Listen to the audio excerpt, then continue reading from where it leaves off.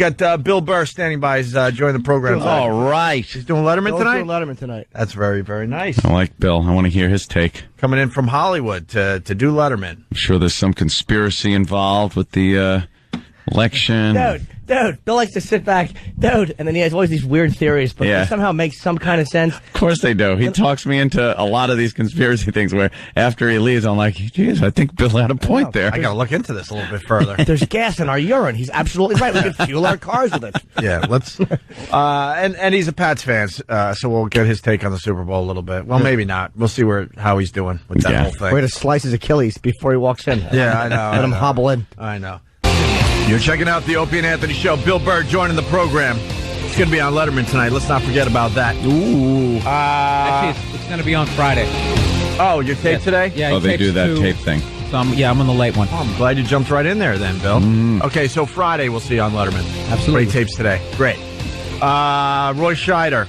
Dead. 75. I guess God needed a shark hunter. What did God need in this case? They're not him. He's just an old guy with a few diseases. So he's dead. Jimmy very pissed off, and I don't blame him. Got to bring it to the show, Jimmy. This behind-the-scenes stuff is driving us nuts. I didn't realize this, but on the guys are actually looking for it now, but Keith Olbermann, who I just can't tell you how much I hate this smug bore. Yes. Who crucified his own coworker for saying that Chelsea was pimped out, apparently on page 7 of the Post. Jimmy, can I slow you down a little bit? Because people are just waking up. I want to replay that. Who was it? David Schuster? Yes. On MSNBC said that Chelsea Clinton is being pimped out, yes, for the Hillary campaign. And he had to apologize, and that wasn't good enough. For some reason, Keith Olbermann is now apologizing for his coworker in such a smug way. This is how it went down. Now, you have probably heard that on this network yesterday, my colleague David Schuster, discussing Chelsea Clinton's role, a first for her in her mother's campaign, asked a guest, quote, "Doesn't it seem like Chelsea's sort of being pimped out in some weird sort of way?" I have the greatest possible respect for David Schuster's work. His reporting for this show and others is assiduous and excellent, and his political insight is keen. All that being noted, it was still an utterly inappropriate and indefensible thing to say. The Clintons have every right to be furious, hurt, and appalled. Many of us here have similar reactions, ones that transcend political parties and politics itself. David has been suspended. It remains only for me to apologize without limit to President Clinton, to Senator Clinton, and to Ms. Clinton on behalf of MSNBC. We are literally dreadfully sorry. And this is the reason why we hate, or most of us in the studio hate Keith Olbermann. Go, Jimmy. Trying so hard to be eloquent. Using big words. Hard. Oh, I get it. You're smarter than me. Trying so hard to be the eloquent spokesman who sets it right. And this is why I hate his parted hair, first of all. He looks like John Edwards, but slightly more irritated. Because he apparently said the same thing about a general. And this is what he said. There's a date here and everything. September 20, 2007. Apparently he said, in pimping General David Petraeus or whatever, in a violation of everything this country, blah, blah, blah. So he used the expression. So he understands that it's like a pop culture way of speaking. It's not literally, you mean pimping her out, putting makeup on her, send her out the door to have sex for money, and then bring it back to the Clintons. So he knows, it's almost like saying... Pimp that out. The Giants are going to kill the Patriots. Like, now that's, I'm not saying that to rub your face in it, Bill, but I'm only saying that like nobody thinks the Giants are going to murder the Patriots. It's just kind of like a pop culture way we speak. Sure. Yes. It's our language, our common language understanding. So when you say pimp out, it just means using somebody for your own gains. Yeah. And that's pretty much what he was insinuating that the Clintons are doing with Chelsea. So I was wondering, we should have hopefully would have had that because it's... Well, it was buried in the paper today, Jimmy. Why would we have that? That would be a tough find. Even though she was brought up in front of us in the White House as a little kid, she's not a little girl anymore. Right. She can handle herself. She can handle it. Yeah, it's not like you're saying this about... She's old enough to be pimped. To be pimped out. And hot enough. It's I give her 150, 200. She gets points. She gets points just for being the Clintons' daughter. Yeah. Like that right there, even if you don't find her attractive, the thought of having any kind of contact like that with her would be a little more titillating because of the power base of her parents. And again, this is not to, because I actually do like her. I like the fact that she stayed. But why is she untouchable? She's now Off limits. Yeah, she's now speaking up in the campaign, and she is an adult. And it's like, look, Now she's fair game. Yeah, she gets perks. If she is stumping for her mom, she is then fair game for any criticism. And if somebody wants to say she's being pimped out by her mother and father to go out there and do phoners to these superdelegates to try to get them on board, then you can absolutely say that the Clintons are, figuratively speaking, pimping her out. But again, that's not pointed out, and this smarmy hypocrite the guy is. He just, I have to go look up assiduous. I don't know what it means. Assiduous. I really want to use that today. Assiduous. He just wanted to show that he's smarter than you. With S? Yeah. He's so smug every night on that dumb show. All I know is of his. whenever you say the word, you have to pronounce every letter. Assiduous. I thought it was residuous. See, I don't even. I said that so clearly I could spell it from the way he said it. Clint Day from Dallas writes, dreadfully sorry should be reserved for squashing infants with tires. Yeah, he apologized like something really horrible was done. And it's like, come on. What did she do? I remember a few years ago somebody said they were talking about a game coming up, and one of the athletes said, yeah, this is going to be a war. And then he had to apologize because we were at war. Don't you think during a time like this, it's like, oh, shut up. We spend more time in this country apologizing For dumb crap that, first of all, you don't need to apologize for. And secondly, the people that are apologizing really don't mean it.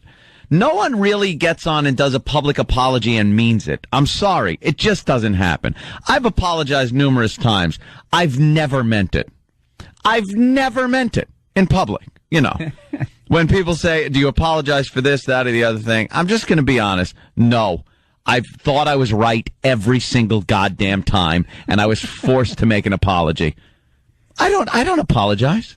Yeah, we do our thing and, hope for the best. At home it's different. You apologize. Even if you don't mean it, you got to say you did. Dreadfully sorry. I'm literally dreadfully sorry. Whatever. What else is going on in the world today? We got this how to look your best naked crap from a gay guy, by the way. Oh, by the way, if we ever do have to apologize in the future, I just want to tell the listeners, I don't mean it.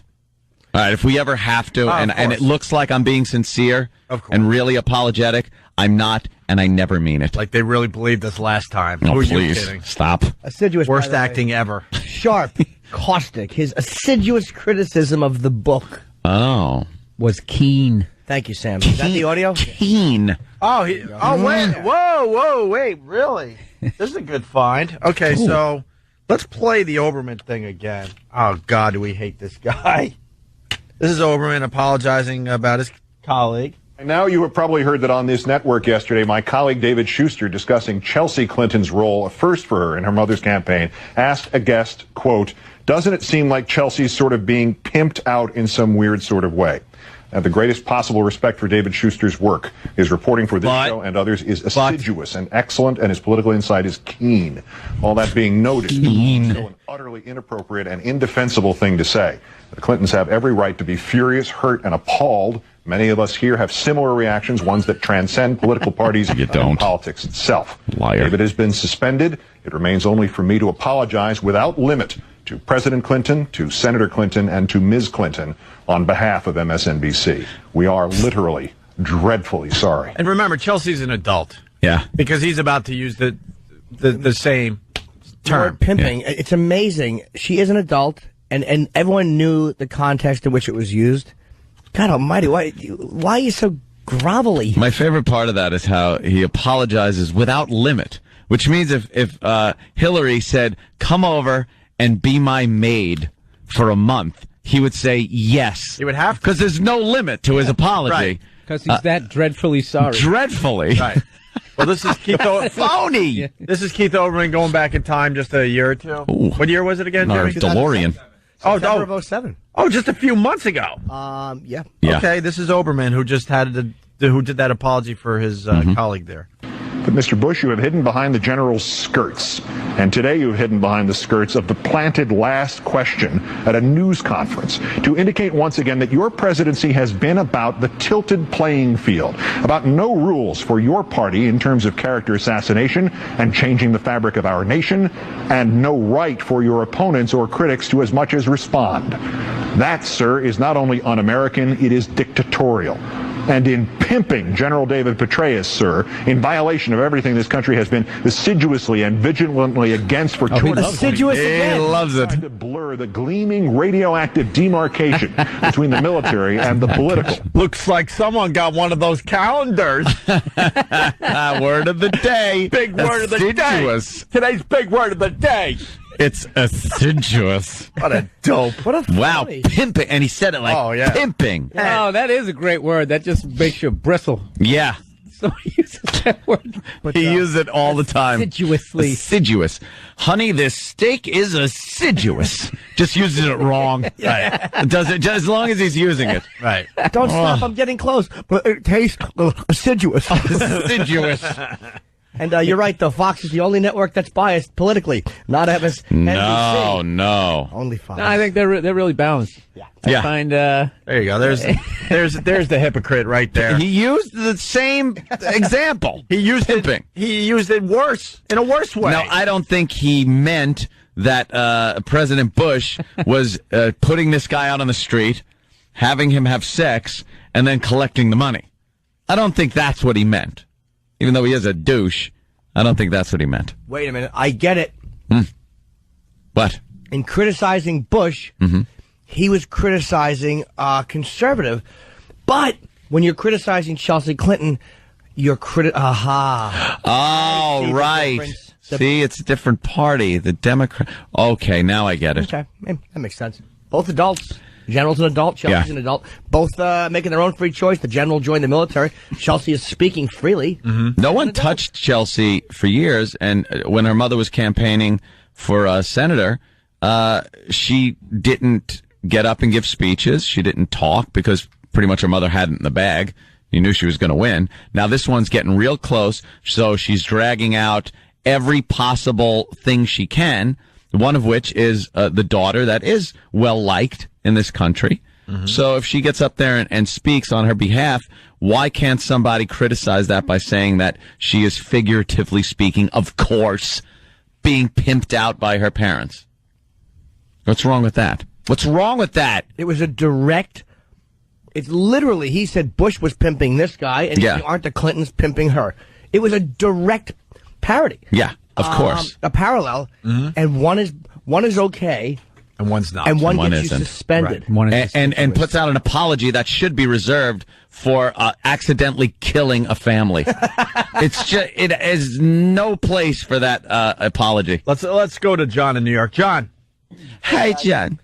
I wonder if there's a world record for the most syllables in a sentence. There's a lot of big words in that sentence. He used big words. He sure did. All right, thanks. Cigars and Scotch, what's up? His monotonous use of the word assiduous is dreadful, and I suggest you break out a thesaurus and start apologizing on his behalf. With a thesaurus. Big thesaurus apology. Maybe it was a writer's strike. So he had just we'll turn this into an apology. Assiduous. He loves that word, though. Oh, boy, hold on a minute. We got a supporter, I think. Dennis in New York, yes. Yes, good morning, fellows. Yes. I would like to say this unabashed reviling of Keith Olbermann is both capricious and arbitrary. We have a smart listener. Wow. Thank you, man. I'm glad you agree. I'd like to linger momentarily. Oh, that is very funny. Thank you, sir. Fruncus, fellows. Yes. Fruncus indeed, Fruncus. Let's go to Joe in Denver. Joe? Hey, good morning, but what the hell does assiduous mean? Assiduous. It means sharp and caustic. And here's an example. His assiduous criticism of the book. Yes. Of the book. He criticized it in a sharp and caustic fashion. Sharp and caustic. That book sucked. That is assiduous. What'd you think of that book? It was shite. Jimmy? Yes. Do you think Keith Olbermann likes using the word assiduous? I don't think he likes that word. Huh?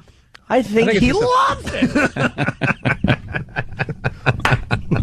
The catchphrase. That's right. There was a bullet wound, and there was assiduous around it, Stan. How could there be assiduous around it?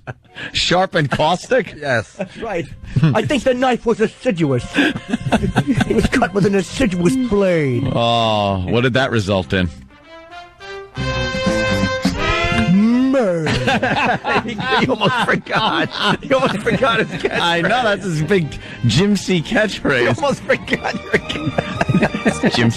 It's one of my favorite impressions he does. I know Quincy. 3 lines from it. He only does 3 lines, but they're fantastic. Let's say He said he was dreadfully sorry. He was assiduous. Let's go to Anthony in New York. Anthony. Great Klugman, you bastard. Yeah. Morning, guys. Hey. I was just wondering, I haven't heard from Tyson in a while. I wonder if he knows how to spell assiduous. Assiduous. YQRPL # and an exclamation point. Assiduous. Assiduous.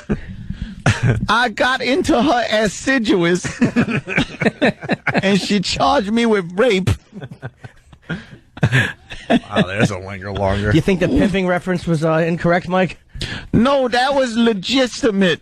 Legit. LBQRA. Legitimate.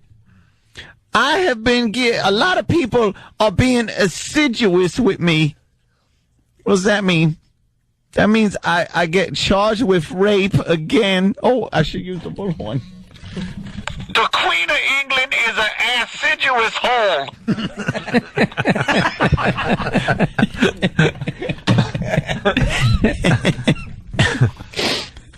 Well, let's go to Jared in Boston. Jared. Holy crap, man. Thank you. I thought assiduous was a kind of tree. Okay. Well, whatever. The password is assiduous. What? I'll take assiduous for 1,000, Alex. What my stroke was. Assiduous. No, that would be under hilarious for 1,000.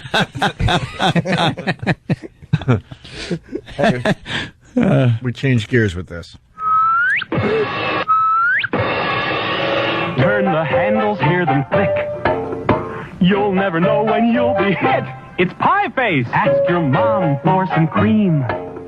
Pilot high, it's a scream. Now you spin, watch the score. Never had such fun before. It's Pie Face. Something else you can do. Play the game without the goo. It's Pie Face. Pie Face, the goofiest, funniest suspense game. Just reset the mystery handle, load the sponge with water, or ask Mom or Dad to put on topping or foam. The spinner tells you the turns to take, but watch out, it's Pie Face. It's a game and it's new. Gets your face full of goo. It's Pie Face. With spinner, mask, and pie thrower. Fun for you and grown-ups, too. Pie Face from Hasbro.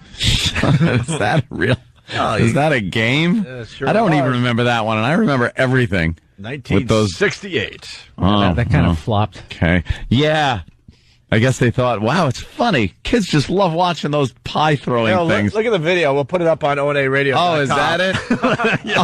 You put your face in like a little hole in a piece of cardboard. Yeah. And then you crank what amounts to a hand holding a pie.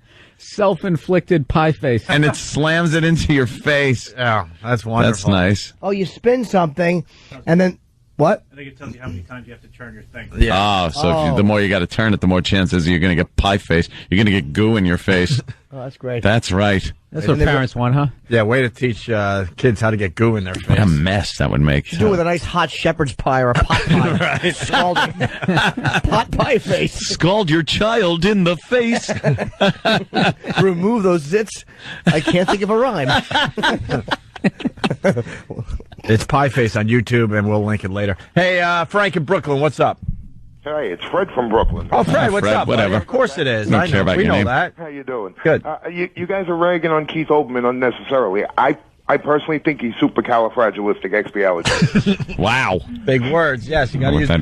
Yeah, if you're calling this show today, you got to use big words, please. We want to up our game a little bit. Keith is supercalifragilisticexpialidocious. Douches. Yes. Clutch, Baltimore. Boo. Wow. You know my scalp is tingling?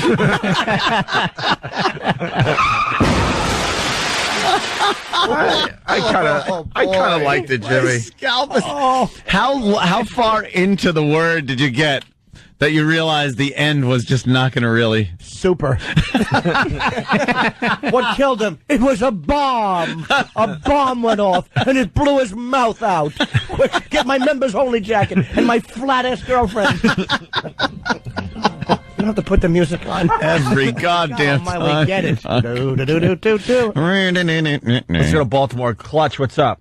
Hey, I just want to make mention that he was actually pimped out by his network for using that apology. Yeah, that apology was. Yeah, he was pimped out by MSNBC. See you, boys. Very good. Good. How ironic. Good observation. All right. What irony. We got Bill Burr in studio. He's going to be on Letterman on Friday. Tonight. No, he's taping. Tape tonight, and they show it on Friday. Were you out of? Oh, you were out of the studio. I was out of the studio. I didn't realize. Oh, okay. Yeah, we.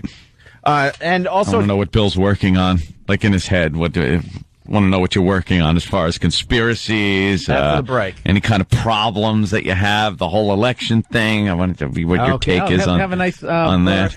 Kumia argument. Yeah, after the break, but it's Black History Month. We have today's honoree. Yes. Bill Burr in studio. It's the Opie and Anthony Show. Still lots to do today. We got men hiring proposal planners for Valentine's Day. Huh? Proposal planners now they got?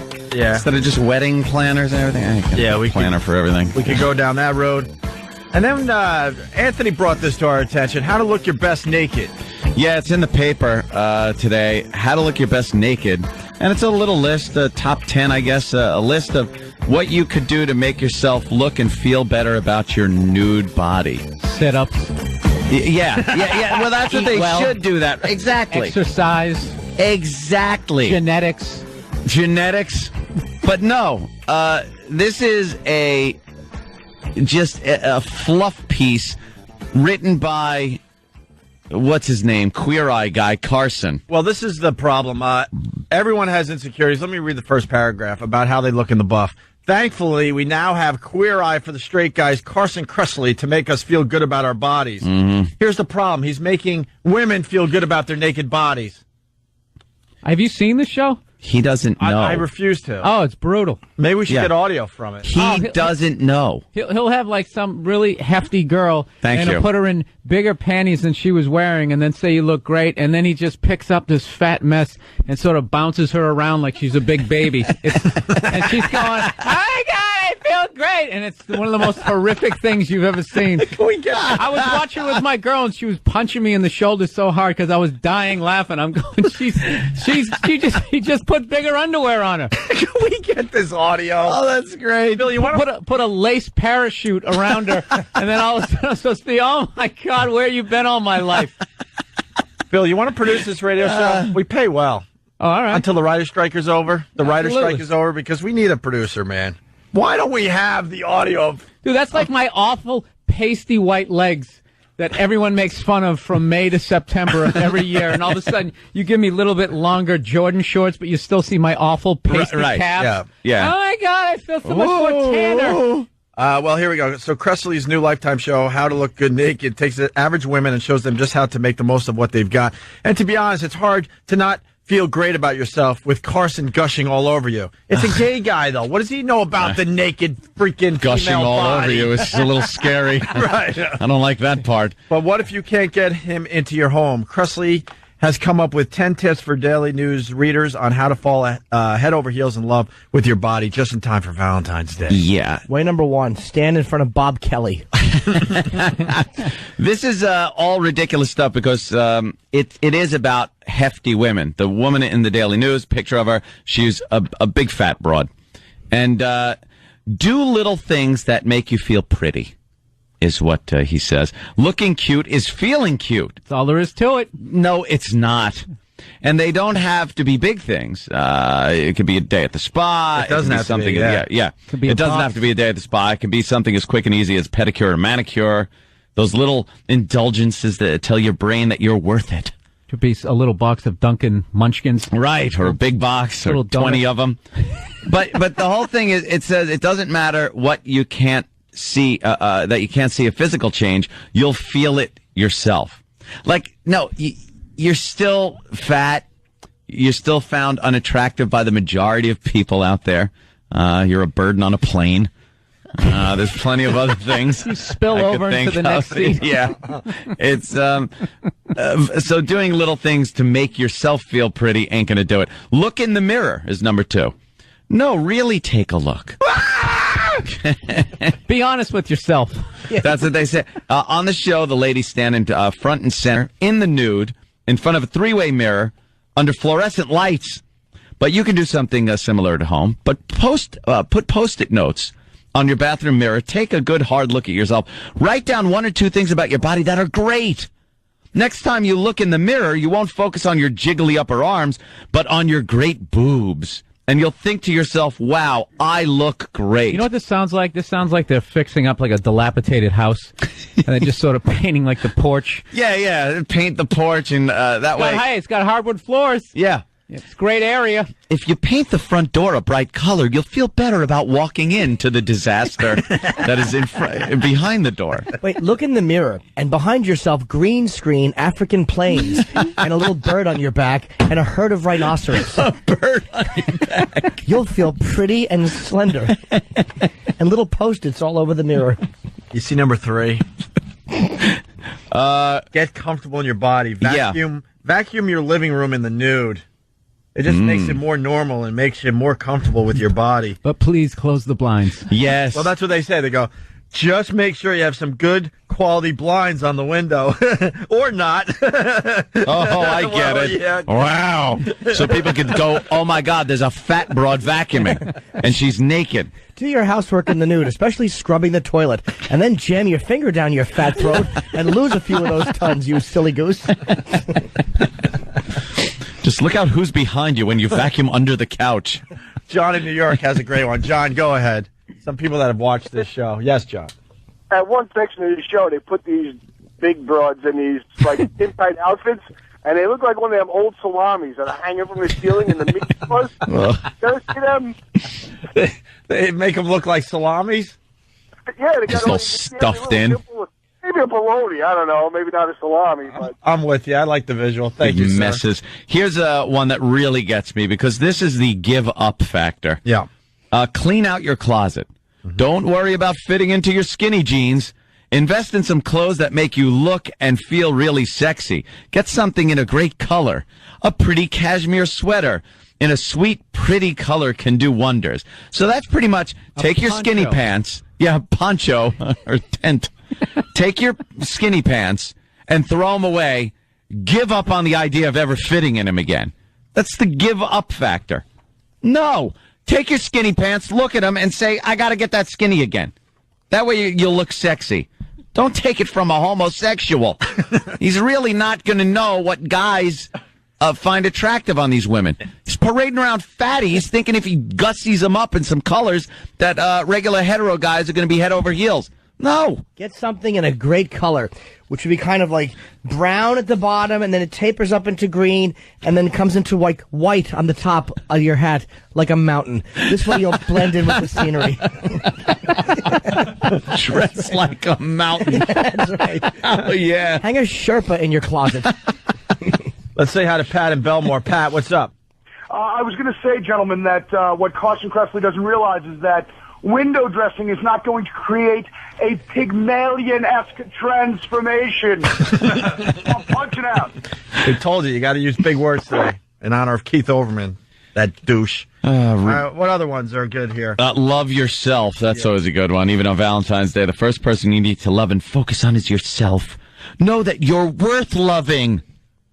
That's right. Sounds like somebody's alone on Valentine's Day. Exactly. Even if you're alone, staring in that mirror, putting Post-it notes on about your boobs. You're at home loving yourself while your husband's at work banging the secretary. She's just crying on Valentine's Day. Know that you're worth living as you're on your hands and knees nude, eating a Whitman sampler like the pig that you are. Not even using your hands. Just eating the paper that comes with it and everything. Oh, and a little side note, don't forget others love you too. If you have a great photo of yourself from a sexy night out, have a friend write something nice on that photo, telling you that you look hot or have amazing legs. So you're supposed to take a picture, give it to a friend and go, could you write something good on the back of this about me? Hey, this looks like a nice restaurant you're in. You'd look great laying on a plate with an apple in your mouth. Well, nice pic. I loved you in Charlotte's Web. Some picture. That's all, folks. Keep it in your purse and pull it out as a reminder if you start to feel down on yourself. God, what a pathetic friggin' mess that is. If you got to go into your purse and look at a coerced statement written on the back of a photo that you took of yourself. Of a picture where you might look like you're 3. Yeah, an old picture. I like number 8. Take care of your skin. Take a great exfoliating bath. I'm just picturing like a yak, they're itchy and they rub up against a tree. Rub against an exfoliating tree. If your skin feels pretty and sexy, so will you. Really? Sexy is as sexy does. That's what Mama said. Retard. Do things that make you feel alive. Do activities that make you feel sexy with your clothes on. Like raping a buffet. Do that. Taking 2 giant platefuls of food back to your lonely table. Dude, anybody could write this stuff. Feeling beautiful is thinking beautiful. Yeah, just look in the mirror and say, I am beautiful, and you will feel more beautiful. Can I have my check, please? Yeah, you just did it. Anyone could do this. Tease your hair up. Let me bounce you around the room. Yeah, you'll feel better. I'll do these activities, sexy activities with your clothes on, and you'll feel better with them off. Go dancing or go flirting and get your endorphins pumping. And your appetite. Do endorphins come in Entenmann's Donuts? That's what you want, a big fat girl in the club all pumped up and looking for a hug. Trying to flirt. Nothing worse. Yeah. Just stop. So where are you from? Ringling Brothers, you're hired.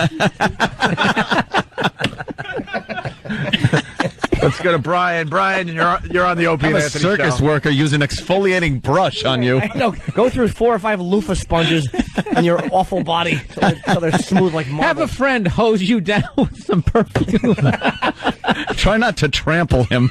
Stand naked in the yard like in Pulp Fiction and just have somebody wash the sweat off your back fat. And wear sexy lingerie all the time. Nice lingerie will make you feel beautiful. A fab bra and underwear are your foundation for the whole day. If you have granny panties and a torpedo bra on, you're not going to feel hot no matter what else you're wearing. Have a good friend measure your ass crack. Let's say hi to Brian. Brian, what's up?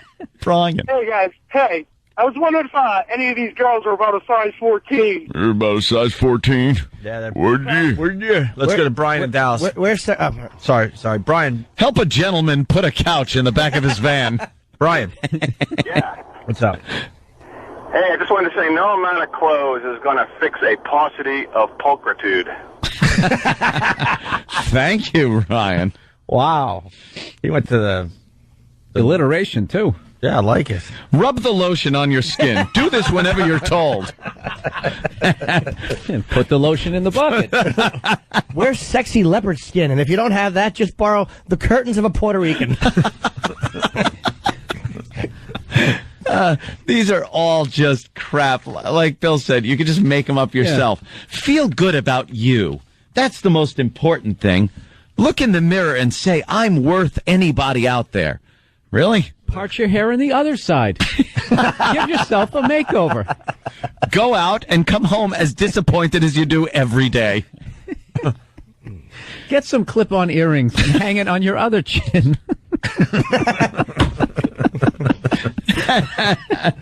Embrace your double chin.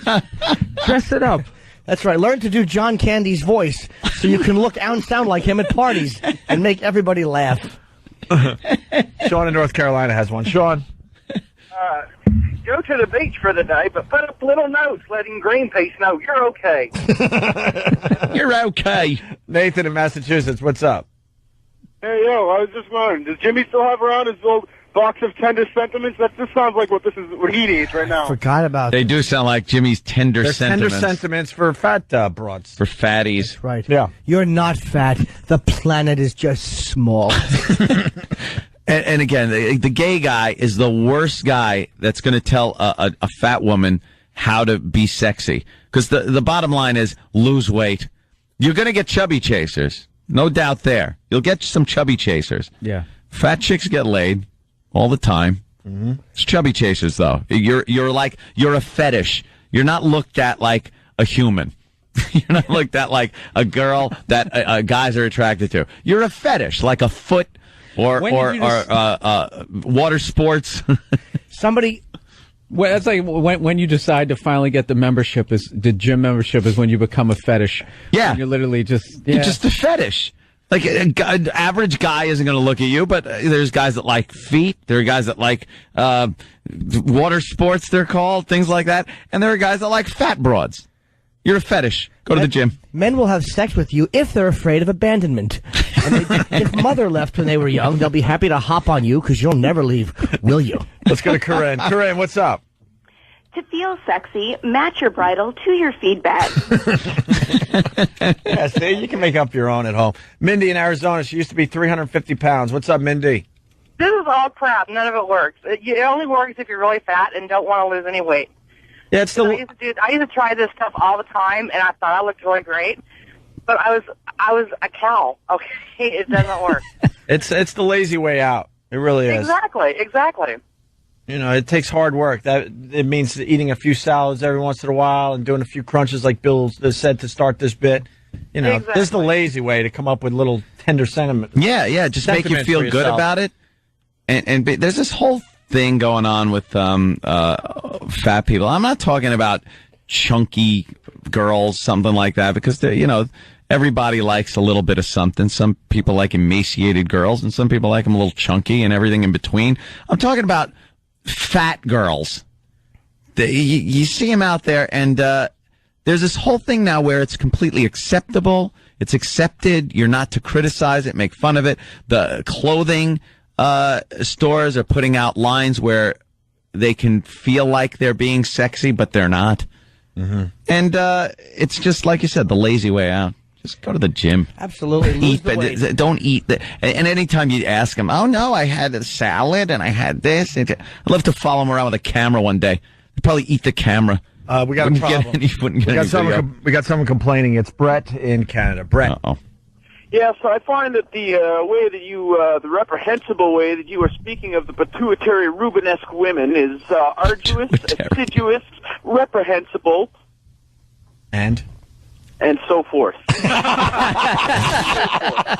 So forth. Thank you, Brett from Canada. Ant loves chicks with breasts bigger than his head, right? No. You do? I'm not into, no. When have I ever been into girls with, like, giant breasts? I don't like that look. I just don't like that whole look. North Carolina checking in. Sean, what's up? Giant stripper cans. Remember, convex mirrors and 40-watt light bulbs are your friends. 40-watt yeah, funhouse mirrors for everybody. Alaska is your friend for 6 months out of the year. All right, we got to get audio from this show. This sounds like... Oh, yeah. A hoot. Listen to the homosexual try to tell the girls how to dress. Hey, how to be sexy. Tim down the hall decided to play the bleep game with the audio. First, get a schlong. The MSNBC audio of Chelsea being pimped out. Yeah. Tim took that audio and did this. Added a few bleeps. And, Bill, there's just something a little bit unseemly to me that Chelsea's out there calling up celebrities saying, support my mom, and apparently she's also calling these super delegates. Hey, she's working for... That's not the right track, unfortunately. Oh, no. Obviously my fault. Here's Schuster with a few bleeps. And, Bill, there's just something a little bit unseemly to me that Chelsea's out there celebrities saying, my mom, and apparently she's also these super delegates. Hey, she's for her mom. What's unseemly about that? I mean, during the last campaign, the Bush twins were out for their dad. I think it's great. I think she's grown up in a political family. She's got politics in her blood. She loves her mom. She thinks she'd make a great president. But doesn't Michelle it seem like Obama's she's out there for her husband, so... But doesn't it seem like Chelsea's sort of being pimped out in some weird sort of way? No. She's there. Listen, if she didn't want to, she wouldn't. I mean, give Chelsea a break. I think it's great. Again, Michelle Obama's out there for her husband. What's the big deal? Oh. Good beeps. Good beep segment. Tim from down the hall, who's actually working on the show as the show goes on. Live. Good man. Good man. How to look good. Naked clip? Is it good? All right, well, we got some audio from this show we were just discussing. Oh, good. We'll do that after the break. Let's not forget Bill Burr on Letterman this Friday night. It's Opie and Anthony.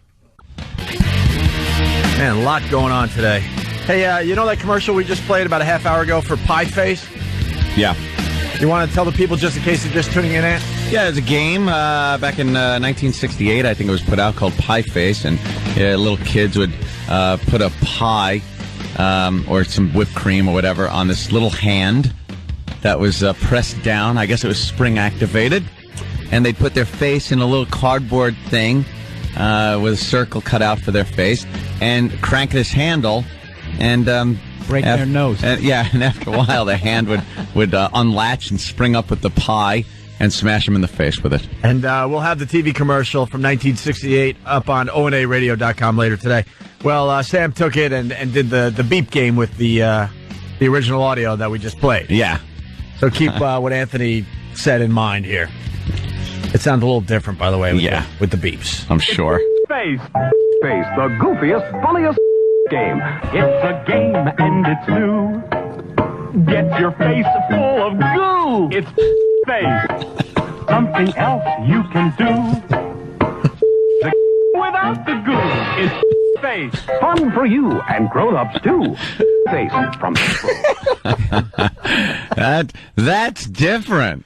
Wow. That was a suggestion by one of the listeners. Thank you so much. Yeah, that makes it sound a little different. Yeah. So easy sometimes, this radio. That's all you have to do to get a laugh. All right. We got audio of that show we were just discussing with discussing with Carthen. Yes. What is the name of the show, Bill? The one you would laugh at with your girl. Oh, the gay guy and fat chicks. Yeah, I don't know what it's Something called. Like that. Anyone know what it's called? Let's ride this into the ground. And he means the fat girl. Like she's a steer. What's it called, Danny? Bulldog. It's How to Look Good Naked. That's the name of the show. How to Look Good Naked, and it's a gay guy showing you how to look good naked, ladies. Good luck to you. Right. How does that make sense? Put a metal stall in front of you and then cut a glory hole in it, and you look terrific naked.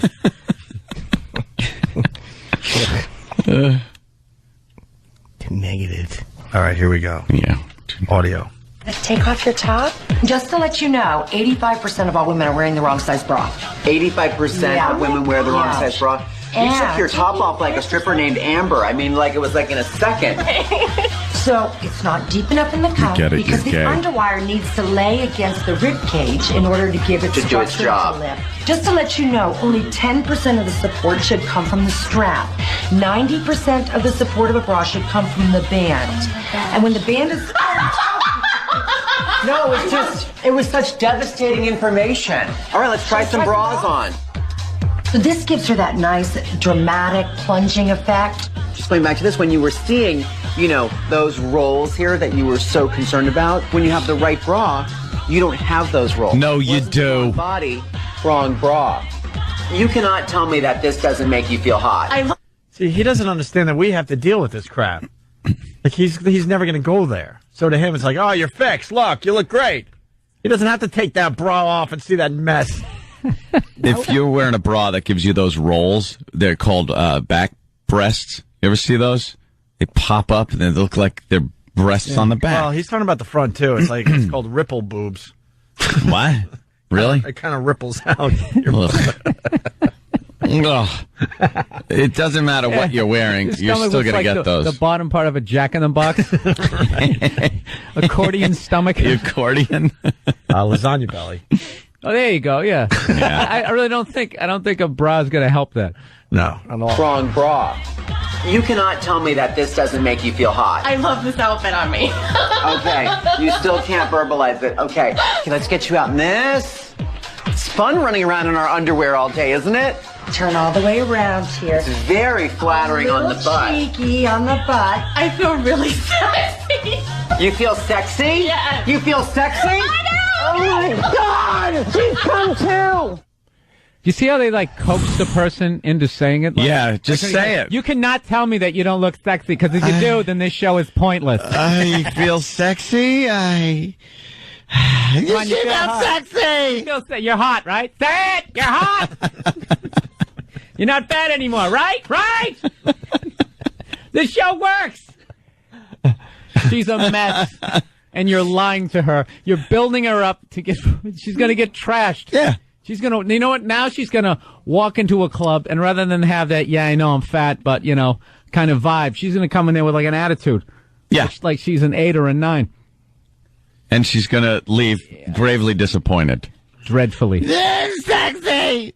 It's all in the right bra. You put it over your mouth like a surgical mask, you won't be able to eat. No. What else is going on today? Well, fill your bra full of food. We did the Clemens wife thing. We did Roy. We lost Roy. Roy Scheider. Scheider from Jaws, 75. Jaws. He's dead. Hey, at what age do you not feel bad? Say Heath Ledger died at 28. You feel bad. 75. It's not tragic. Nah. Roy Scheider, 75. Don't feel bad. That's still tragic. 75 is young these days. Nah. It really is. No, but you don't feel bad. Oh, I don't care about any of them. It's young. I don't feel bad about Heath Ledger either. Cares? I was getting creeped out by it. You were creeped out by it? Yeah, just like the whole thing if somebody could fast forward your life. Because, if you die, okay, within a week, you're in the ground. Yeah. So if you went to a fortune teller, where am I going to be in a week? And they just oh, God. You're just in the ground. I mean, you're morbid, man. Yeah, that's what I'm just thinking. It's creepy. Death is... that is creepy. Heath Ledger, it took 2.5 weeks to get him in the ground. That body was just rolling around a pine coffin for 2.5 weeks. Ugh. They finally buried him. Well, they had to, go through all the tests and stuff, and they fly him back to. Well, they had to take him to L.A. first, yeah. And then then to Perth or Australia. What else? We did the Chelsea thing. Pat O'Brien back in rehab. Yeah, what's this for? Is it drugs or is it that sex problem he's got? Oh no, it's. I think he's admitting to alcohol. Oh. I thought he was making more of those phone calls, those fun phone calls. He's me, you, Betsy, a prostitute, cocaine. Let's go. Me, you, Chelsea Clinton. Chelsea Clinton. I hear the Clintons are pimping her out. No, it was figurative. I don't care. Someone named Chelsea. Me, you, David Schuster, Keith Olbermann. Undisclosed reasons. Undisclosed reasons. O'Brien and his doctors felt this is the best course for maintaining his sobriety. Wait a minute. Let me straighten everybody out here. You don't maintain sobriety by going to rehab. You have to go and get your sobriety back. See, no one says, "Wow, I'm still sober. Time for rehab again." So I can maintain it. It does. You maintain your sobriety through doing certain footwork and following suggested steps and calling certain people. That's how you maintain it. You begin the process by going to rehab. So apparently, old Pat has tumbled face first. That's what I'm guessing. Also, the hockey thing. We haven't even talked about the hockey thing. No, that is the skate to the throat. Have you seen it yet, Bill? Oh, I saw the. You saw? Yeah, saw it at a bar last night. They were playing it on the news this morning, a lot of times, and from every angle, and slow motion, and all you see is a skate come up, hit a player on the neck. He grabs at his throat as he falls down, and blood gushes in a line, a continuous puddle line on the ice as he's falling down. Wow. It's just pumping out of his neck. And they showed that over and over again. He fell down, but the blood hit the ice before he did. Yeah, it did. That's how fast that came out. Because it was pumping out of his neck. How his heart must have been beating like crazy anyway. He's playing hockey, for God's sake. Yeah, it's on YouTube. This thing is going to be viewed like crazy. Oh, my God. Yeah, you see that? It's like Tarantino film. It's Richard Zednick. So what happened? He must have hit his jugular? Look at this. Yeah, it looks like it right on the side, right? This thing right here. Boom. God, man. He's in bad shape. And then he skates off the ice really fast. That blood comes out. It's so much blood. Instantly, too. What do they do? How do you stop that bleeding to get him anywhere? I guess they always have an ambulance there, right? Yeah. Yeah, I don't know. You got to do it. I would think you got to stop it immediately, though. Sure. Look how much blood he lost in the first half a second. I don't know if they got his jugular. Jesus, Yeah, that he'd would be dead. insane. He'd be much, dead. much darker colored Dude, blood. too. Yeah. Ugh. That has to be his jugular. Look how fast it comes out. What else could it be? It could just be any vein or artery in there. No, not if it It's a comes out blood that pack. fast. It's a Vince, blood Vince McMahon is doing the NHL now. Yeah, blood on the ice. That's right. We're going to get some skates slicing some necks over here. It's WWE hockey. You're bleeding. The XHL. XHL. I tried it with football. It flopped. That's right. It flopped. Thanks, Dopey and Anthony. But now we're doing it with hockey. No rules. They could skate around with razor blades and cut each other on the neck. That's what I want to see. Women goalies. They could be raped in the crease. That's right, raped. Wow, Vince. That's an insane idea. I am insane. And you're... And I'm dreadfully sorry. Dreadfully. I want to apologize to anyone I offended by my nude, raped goalie comment. Oh, I didn't say they were nude before? Well, they're gonna be nude, that's right! Nude! Completely naked, everything showing, breasts and vagina! No cups. The video will be up on onaradio.com of Richard Znick getting You know what that reminds slashed me? A long time ago, to the neck. Bruins game, Gary Galley. Same thing happened to him, not in the neck, though. Somebody cross-checked somebody, so the guy's feet came up and basically kicked this Gary Galley. He had a scar going, started above his lip, went right through his lip. Oh, it was brutal. Oh, man. The greatest one ever was the goalie. Was it the Sabres goalie back in the day? I forget. He was just bleeding. Oh, yeah. He got sliced right across the entire throat and was just bleeding. Oh, yeah, that is a sick tape. I think you could still find that on YouTube. Did he die or no? They were able to stitch him up, I believe. No, I don't think he died. He came back out for the third period. No. Hockey, man. That's what they do in hockey. Look at me. Duct tape on his neck. Duct tape.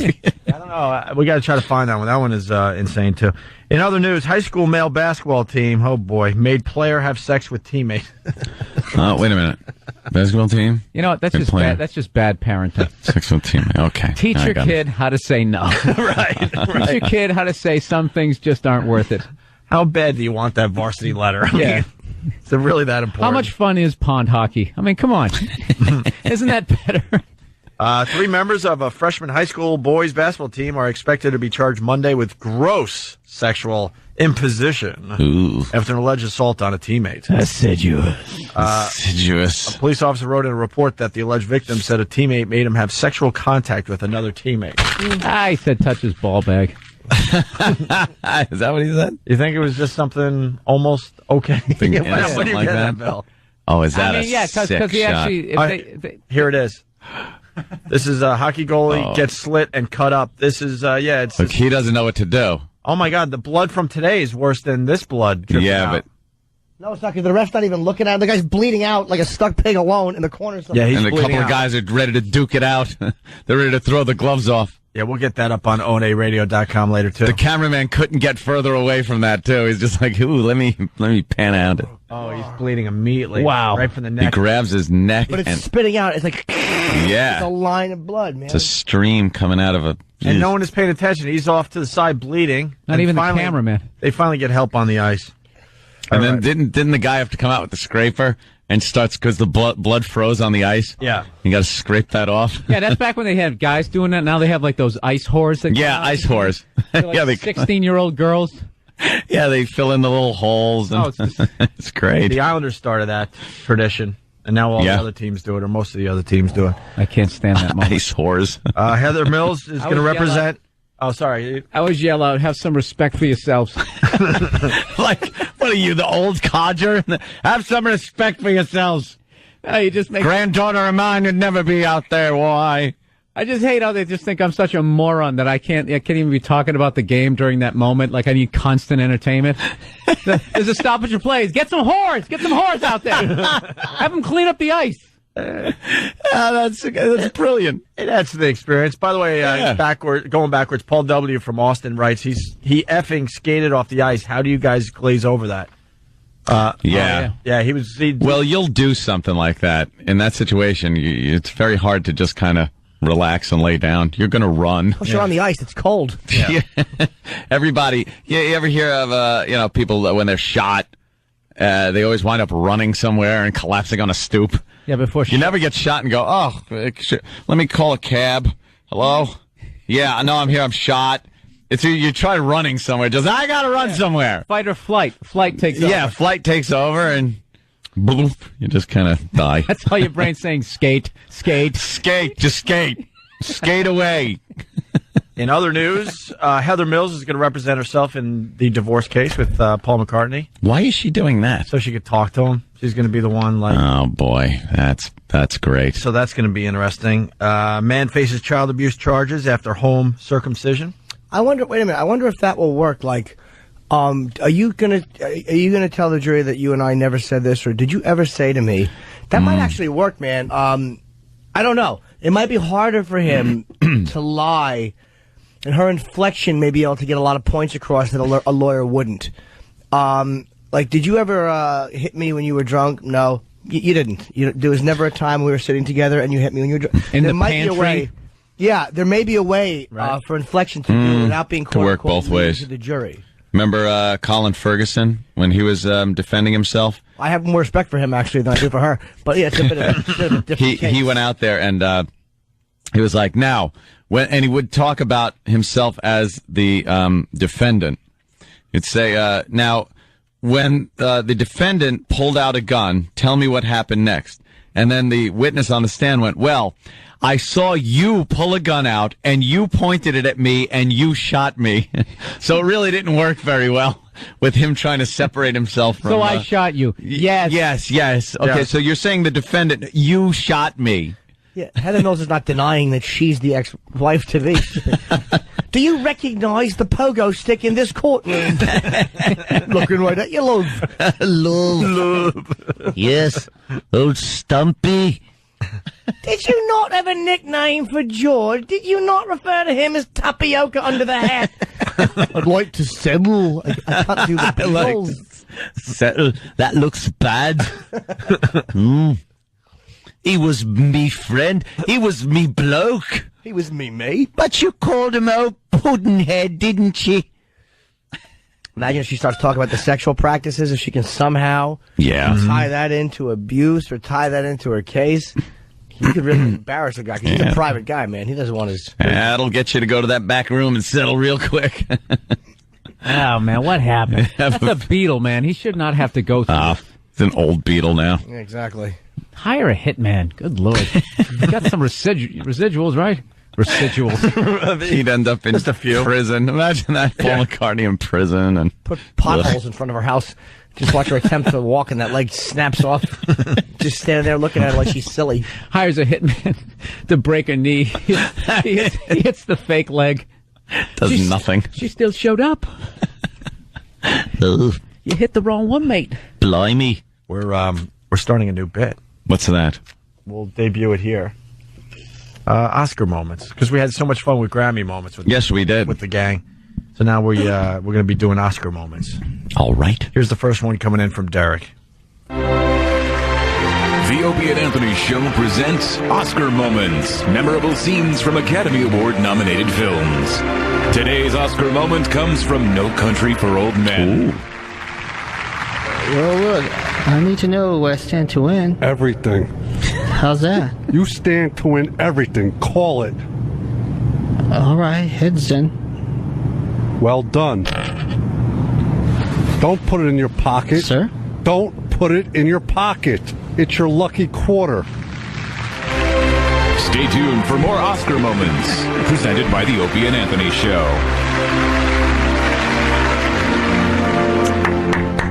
Now, I hate to be critical. I know what you're going to... I don't know what bothers me more about that clip.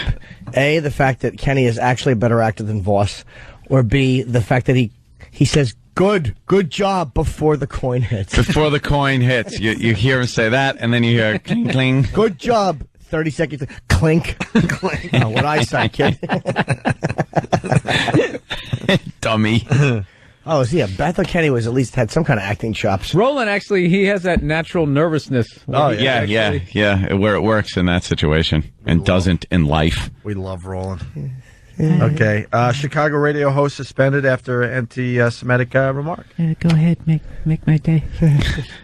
What? I usually have one sugar, but this year I have sugars in it today. Came back to see We're gonna need a bigger boat. Oh, right. You ever see 52 Pickup? That's a great Roy Scheider movie. You ever see that? Oh, my God. You guys got to watch it. He's married to Anne Margaret, and they blackmail him with this girl he's seeing. It's Clarence Williams III and two other guys, and they kidnap his wife, and the guy gives her heroin, and bangs her when she's all doped up. And then he gives her back to Roy Scheider. He goes, "That's a fine bitch you got there, sport." Oh, God. She's old, but she still cooks. You know, he wants to go in. Oh, wow. Sport. He calls him Sport. Judah told me that Roy actually, one time when he hosted SNL way back in the day, actually tried to come out and do stand-up. And he said it's horrific. I don't know if you can find the clip. Yeah, if you find it. That'd be good. Like, really overselling the jokes and just completely bombing. And if we had the clip, that would really tie it all together. I'm an idiot. That would mean someone actually looking up Roy clips before the show today, right, E-Rock? Why would we do that? Yeah, of course not. Should this guy have been suspended? Chicago talker, sidelined. From WMVP, weekend talk host Chet Koppak has been suspended for comments he made on a show earlier this month. In an exchange with co-host Ben Finfer, he was asked, "How do you spell Jewish?" To which he responded, Money. I don't get it. Spelled wrong. Yeah. That spells money. That doesn't spell Jewish. In a statement, this Koppak had to apologize, and he said, "I made an offensive comment I truly regret. I sincerely apologize." He's off the air until February 23rd. Well, what kind of show is it? I mean, is it a legitimate news show, or is it a comedy show? Or is it a goofy show? I don't know. And by the way, anyone that says, how can you spell Jewish? What was the set of it? Do we know anything about this show? Yeah, why would that question be asked? Do we have any audio of that? Like, because they really lobbed it over the net. Yeah, he kind of just, here, take this and get suspended. What kind of legitimate news guys go, by the way, how do you spell Jewish? For the sake of the story on the air. Jewish. Thank you. Thanks. We'll be back. I was using an H and a B and a couple of E's. Thank God you straightened that out. What's the matter with these people? But he got suspended. And wow, some of the people here on Pal Talk are spelling it in ways that would get them more than suspended. Really? Yes. And then finally, I think we have time for this really interesting story. Family and friends of a missing and injured Iraq war veteran are afraid he's covering his tracks. 24-year-old Eric Hall of Punta Gorda has been missing for a week. He recently stopped taking his pain medication for a leg injury he sustained in Iraq. He also may be suffering from post-traumatic stress disorder, according to his family. His family also says just before he disappeared, he was playing a video game that may have brought back some painful memories. You want to guess the game? Medal of Honor? Call of Duty. Call of Duty, yes. Yes, Call of Duty 4. So the guy's playing Call of Duty, and that might have, triggered something in his brain. Oh, boy. And then he went missing. Maybe he was just listening to Bob Kelly's babbling on it, and that was too much for him. Just had to get away. Wow. Yeah, that game. Well, the game, I wonder. I wonder if you're a vet. You've been through all that crap. You start playing that game. A lot of death.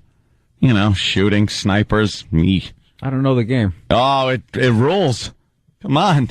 It rules. It rules. How old are you? I'm old enough to say it rules.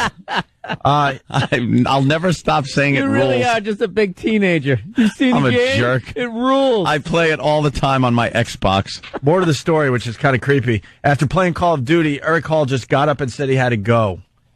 He rode away on a motorcycle that was later found on a roadside, still running. Just got off his motorcycle and left. Walked into a swamp. He had been hallucinating and having flashbacks. Yeah. Wow. So that's nasty. And you can't blame the guy. He was injured over there fighting the war. During the same incident that he was injured, he witnessed his best friend being decapitated. Oh, okay. By the way, we're just under 4,000 dead Oh. Something they like to kind of like brush under the old rug. But we're heading toward 4,000 dead over there. That's all. You know, that people deserve freedom. And they want it. Yeah, of course they do. 4,000. Sure they do. 4,000. Democrats are focusing on the election now, so they have other priorities. And the war they said they were going to stop. No. Nothing. I still want to see Obama get in. I really do. I want the economy to go back up. I don't know if that'll help, but it couldn't hurt. Yeah, well, good luck. It's just going to be a big distraction. If a Hillary or Obama gets in, it's a big distraction. Nah, it's going to be exciting. It is. It's going to be exciting for everybody. Exciting? Yeah, comedians will be good for us. McCain will be a bore, but Hillary won't be. Neither will Obama. McCain's backstory is unbelievable. Just reading it in Newsweek. He can't raise his arms like beyond a certain point from being repeatedly broken during captivity. Just beaten. I mean, it was just brutal. He had like bleeding in his stomach from having, a percentage of rocks in his diet. I mean, the guy just went through unbelievable. Do you think the Asian Americans feel like they would be best represented by him? Yeah. Or do you think there's still this grudge that he holds just looking into Asian people's eyes? There's no way. There's no way you couldn't be. You want to talk about flashbacks? Yeah. There's no way. No, that guy, he went through, he's like the real Rambo. He literally was like, this is how they tell the story anyways, like he was flying towards his target, he knew there was a missile locked on him, and he did the Star Wars, stay on target. Stay on target. And he thought he could get away last time, right as he dropped his bomb, it like blew off his right wing, and the second he ejected, he was going so fast, he immediately broke both arms and one of his legs. God. Lands in a swamp. A North Vietnamese guy came up with his rifle butt, broke one of his shoulders, and then it said stabbed him with a bayonet in his ankle and groin. Jesus Christ. That's how this is uncomfortable laughing. That was his welcome to Vietnam. That's how it started. Wait, he landed with both arms broken and a leg broken? He like parachute. No. He ejected from the plane, and I guess the that force broke of his it arms and his legs. Immediately broke both arms, one of his legs. He lands in the swamp, and then, just for good measure, to add to the, oh my God, I'm a POW now, the guy breaks his shoulder and stabs him a couple times with a bayonet. Oh. How long was he POW for? Something like 6 years or something. 5.5 years or something. 5 years he was a POW? Oh, yeah. And beaten constantly during that period. Yeah, because he comes from like a military family. Like his family's like ridiculous, like fought in just about every war. And the family also had this watch that they would pass from generation to generation, so he had to deal with that, which was very uncomfortable. No, it's unreal. It's unbelievable. I'll be damned. That's unbelievable. Yeah. Man, every day. So you think like when he's got to meet with an Asian group as president of the United States, he's going to give them the time of day? Dude, they must have like one of those filters around the mic so he can just out the side of his mouth have a little Tourette's, just yell out some bad stuff about Asians. Well, he got criticized, and really consider this before you dump out of it, because this is in the news. He got criticized for using the derogatory term gook. I remember that. Yeah. Using that term to describe his captors and the people that beat him, and was then criticized for it. And he said, I'm never going to call the people that had me captured and tortured me anything but that. Good for him. So, he's sticking to that one. He says he's not calling all Asians that, or even all Vietnamese that. Just, he meant his captors, the people that beat him on a daily basis, will always be that to him. Who criticized him? Asian groups, yeah. Oh. I know. Go through that and then tell me if you wouldn't make up a good name for who did that to you. My eyes were watering up, like, reading it, like not crying, but just like thinking of the pain. Horror. Oh, wow. Watering up is what we define as crying, Bill. No, you're more like you look in the sun and that kind of thing, that kind of. There's all kinds of different watering. I cry at its beauty. Try to. All right, we got to get out of here. We're going over to XM. Bill Burr's going to be on Letterman on Friday night. Friday, that's right. Taping tonight, but it's going to be shown Friday. And I'll be in San Francisco this Friday, Saturday, and Sunday. It's a holiday weekend, which I call Sandy Franny. Sandy Franny. I'm kidding, of course. That's good. I like Frisco. Yeah, Frisco. Yeah. All right. Have a good day, guys. Here we are, XM Satellite Radio. We got a lot of great stories still to do today. Bill Burr has made the walk with us today. The freezing walk. Yeah, it's a little cold in New York for the first time this winter, I think.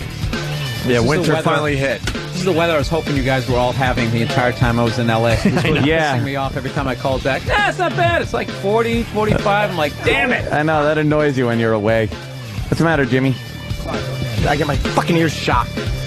Ooh. Sorry. You all right? I didn't mean to yell while you're talking. Yeah, I sat down. That's the worst feeling, man. Yeah, when you're away on vacation and stuff, and in some nice warm place, you always hope where you live is freezing cold. Oh, you want the apocalypse? Yeah, and then they're like, "No, it's been real mild." We're out. Second you left, it was just, you're like, Yeah, you go God fuck damn yourself. it. Yeah. Bill said, remind me to tell you what an old guy, did he say? Old guy said about my car? Yeah. As soon as we left the other joint, Bill's like, oh, yeah, I got the hybrid, the Prius. Of course you did. But I got to tell you, for L.A., it literally is a perfect car. I drove it to Vegas. It was once we got to the mountains, dude, it was awful. I was driving up the hill and it started coming from my mind. I was like, what the hell is that? Literally, it was the engine screaming. Like screaming in pain. It was ridiculous, man. I forgot it has like a 1.6 liter with this, this electronic gizmo. But I'm telling you, it's great for city and everything. So, just because Anthony, you've been trashing my car, I'm literally going to the gym. And it's this cute, this old guy. Everybody loves an old guy, and he's just sitting there. And as I get out of the car, I go walk by. He goes, "Hey, excuse me." And I'm like, "What's up?" I thought you wanted directions or something. I help across the street. He goes, "I got to ask you a question. How do you like your little wind-up car?" And I'm so bad in the moment. I should have been like, "How do you like it? It depends, you old fuck," right? Yeah. But I literally just answered. I'm like, "Well, it's great in the city." I just had this long, stupid conversation with him. Not even realizing this old fart was just trashing me. Insulting you, and you're just giving him answers? Yeah. Yeah, I like it. It's good. Yeah. I was saying earlier, hey, I heard your mother's a whore. Well, she's always been sociable. Fucking moron I am. What's worse than when someone insults you and you forget, oh, yeah, I do this for a living? Dude, I am so bad.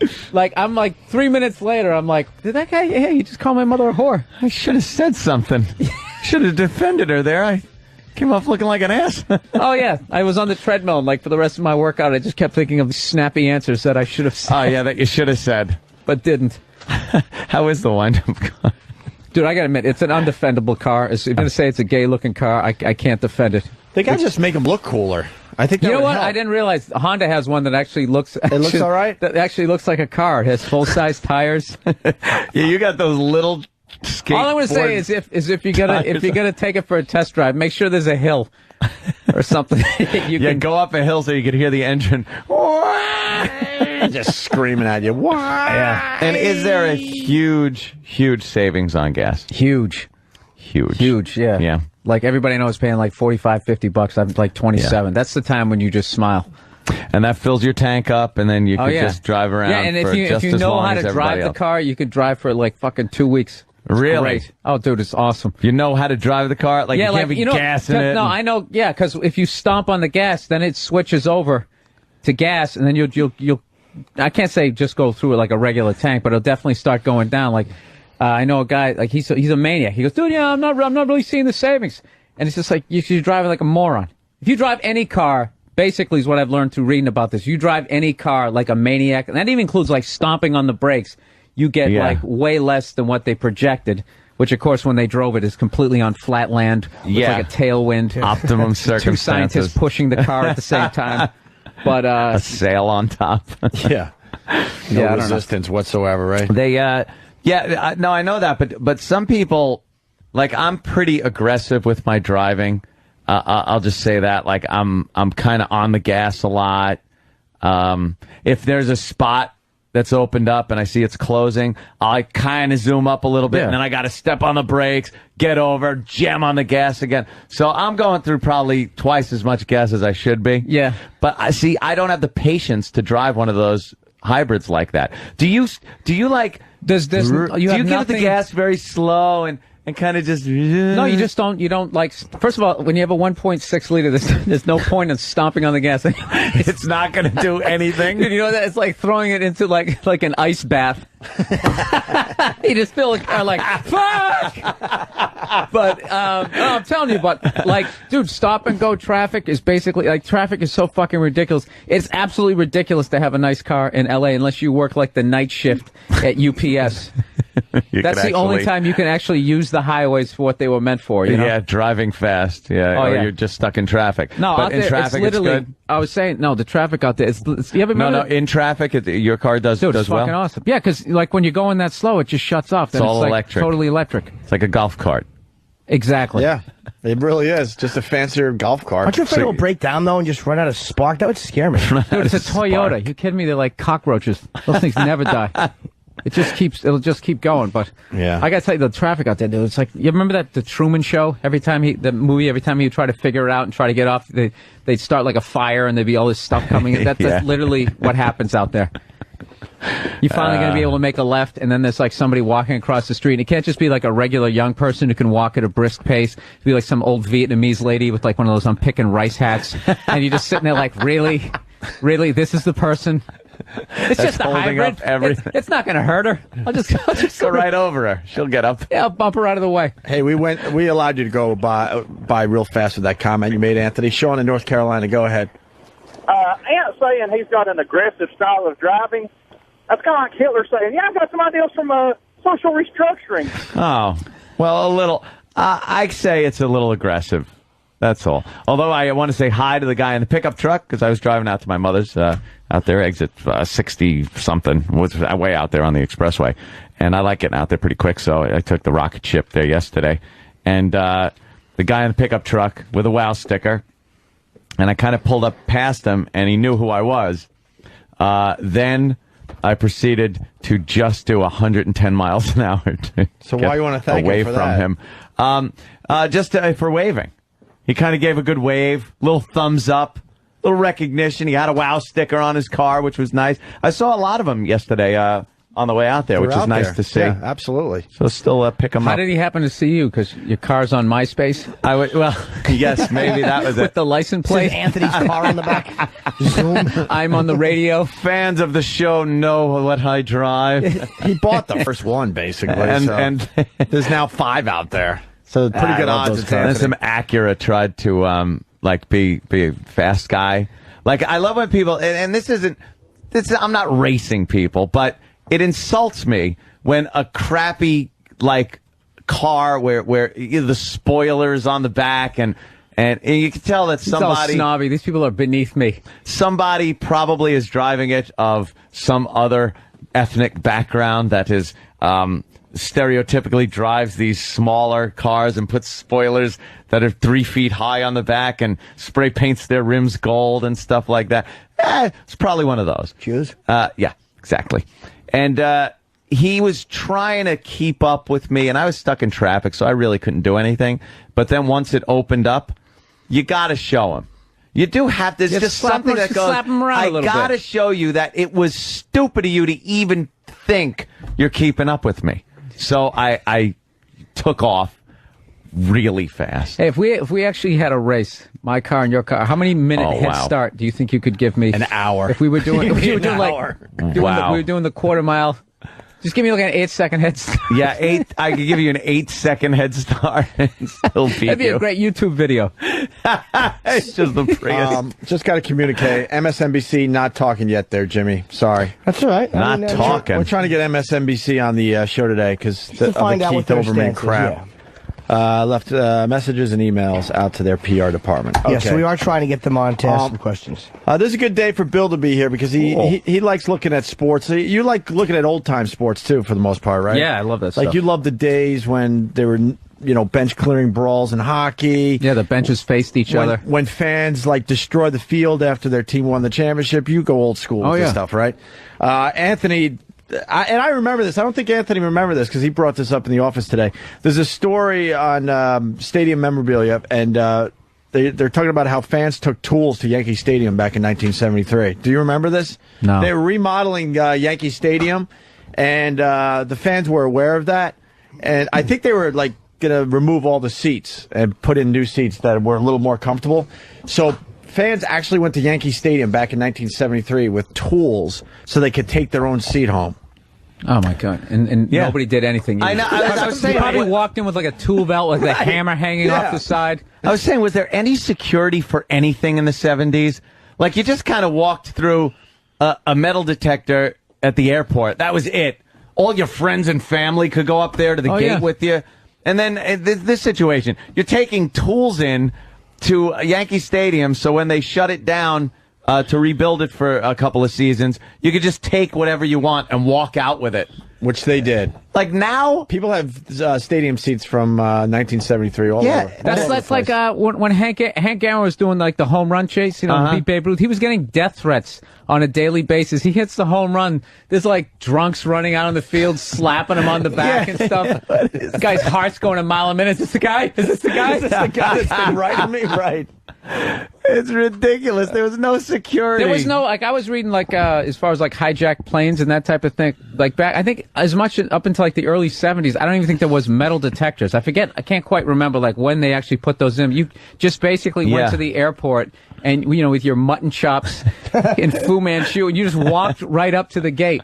Yeah.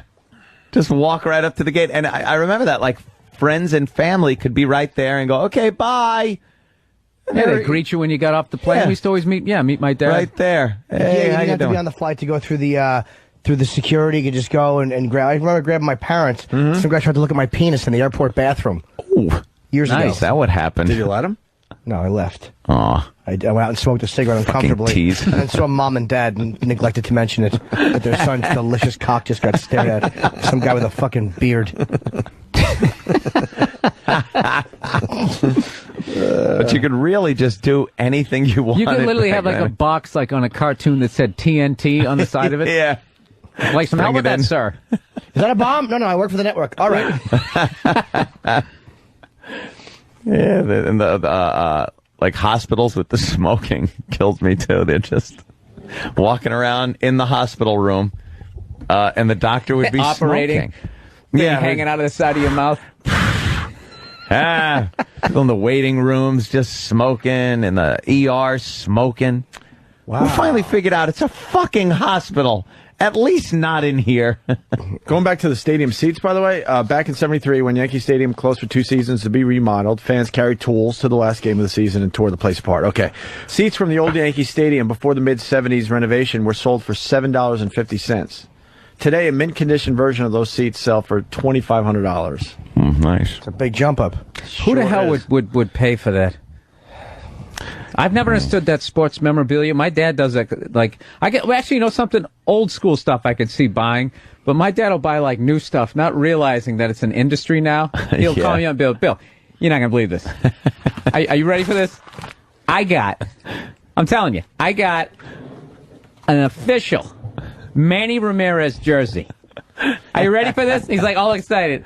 Autographed. And I'm just like, Dad, he's fucking sitting at a table. You probably signed 700 in that hour. Yeah. You and 700 other people have that jersey. Now and have this worthless It's not going to jersey. be worth shit. It's actually worth less because there's writing on it. Dude, he's got all that. Like a Movon jockstrap. It's like that. Nobody cares. Hey, Cornhusker from Iowa. In 1987, I went to Washington National Airport to say goodbye to my cousin. I was at the gate, but she had already boarded the plane. The airline person let me on the plane to say goodbye to her without screening me in any way. On the plane. Amazing. Could you still do that? Wow, showstopper. Hey, yeah, because we're all thinking, what? No. Where? Travis has stuff like what? My dad actually has a huge collection. We bought 2 seats from Memorial Stadium where the Orioles used to play. Do you sit in them? No. Do you ever I think somebody sat here and watched Boog Powell.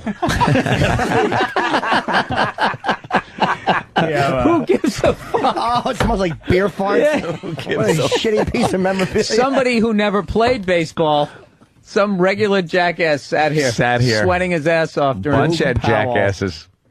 We have a brick from Memorial Stadium, and we have dirt from the infield, which I hope is really from the infield. Oh, yeah, of course it's not.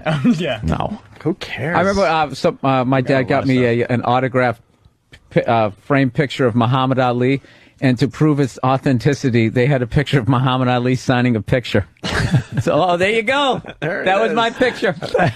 I love a certificate of authenticity that they come with. Does this have a certificate? Like the people would go, no, it's fake. We're going to put one in that says so. Yeah. Fucking. And that big stupid gold seal. Like you're a second grader and you spelled all the words right. They just stamp it right on there. And it doesn't prove anything, those certificates of authenticity. It's just somebody that filled something out. Yes, this is authentic, number, blah, blah, blah. They stamp it and throw it in with the crap you just And not to be an asshole, his signature was completely smooth. Really? Yeah, and the guy's got Parkinson's. I mean, I don't know how he... That would be rough. Fucking memorabilia, like salesmen, I think so many of them are thieves. I love when they catch these scumbags. That's why I like getting stuff signed, like when I know it's signed by the person. It's like, I mean, I don't know why I'm saying that like it's an original thought. I like an autograph that's actually signed by the person. By the person that you're thinking is the autograph it's from. Yes. Yeah. Boo. Hey, Madam Misty, you want to make a speech? Speech. We might be onto something here about the 70s. Halitosis Kid from Baltimore, he writes, what about getting pulled over after a couple of beers, only to be told by the cop to go home and be careful? The Plenty 70s of those rocked. Plenty of those stories where the go cop straight would, home, sleep it off. Yeah. What are you doing? Or get in the car, I'll drive you home if you're that close. 70s definitely a very good decade. They'd pull in general. I heard one, they pulled the keys out and the cop threw it not far, but kind of off the road into the grass and goes, just go to sleep. He goes, you'll find that when it gets light out. You'll find your keys. And just left them there to sleep. They used to also just take your keys and come back in a few hours. They could come back. Oh, yeah. What the hell were they thinking? They worked with drunk driving deaths were up like ridiculously You couldn't get high. hurt in those cars. Those things were huge. You ever see those? That's where global warming started. All those drunk drivers slamming into all those trees. Those huge cars. You ever see those films in school, the Hamburger on the Highway films? They were all those big, heavy vehicles that didn't have the crumple zones and, all the technology that we have now. So you just got... The steering columns used to go directly from the like pinion box on the wheel to the steering wheel. So it amounted to like a fucking javelin. That was your steering wheel was on the tip of a javelin. That whatever you hit, it would just go right through your chest. And I saw pictures of this one guy who was in a pickup truck, and he was slumped over the wheel. The steering wheel was bent like a dome. Right. It had bent down, and it was in his chest. It was just like he was impaled on the steering column. Was he dead? Fuck yeah. Gone. Just completely fucking dead. Hey. They were horrible cars, those old ones. I remember being in the passenger seat, no seatbelt, my father driving, and a metal dashboard, not covered with any kind of foam. You knocked on it, it was metal. And no seatbelt, so when he jammed on the brakes, he put his magic dad arm up that, is good for 0.1 mile per hour. Anything over that, and you're just flying into the dashboard. Yeah, that's good if you run over a gum wrapper. Yeah. The dad arm out. Anything else, you're fucking paralyzed. The dad arm is not going to protect you. And breaking his arm in the process, too. Poor Exactly. dad. So your chest, your teeth, and his arm are all busted. Hey, I don't want to miss this moment. Matt in Melrose, he writes, speaking of no security, there's a saucy picture of my dad in the Globe, Boston Globe, of him tackling Robert Parrish right on the court after the Celtics won a playoff game in the 80s. Wow. Tackling him. Tackling him. You would be One of the star beaten to players. a pulp, taken to jail, and you'd be Trampled by really in police trouble. horse. Yeah, the horses would come out. Sure. What's that one where Chris Chambliss hits that walk-off home run? Playoff game against the He could barely touch all the bases, he could right? barely. I remember another one, Reggie Jackson trying to zigzag into the dugout, lowering his shoulder. Oh, yeah, driving into some people. Some accountant just gets drilled right into the on-deck circle. With the famous Bobby Thompson. The Giants win the pennant! The Giants win the pennant! He made, I think it was Bobby Thompson, right? He gets to third base and they all mob him and everybody's having fun. They're like, Hank Aaron trying to run having a around ball. with his fucking awful fat suburban guy gut after hitting that home run. Remember Hank Aaron? The fucking guys running with him. Matt in North Carolina. North Carolina loves this radio show. We got to go down there. As they should. What's up, Matt? Hey, guys. How you doing, man? All right. Listen, back when I was in Cub Scouts, I was probably 12 years old. The local cop come from a town of about 1,200.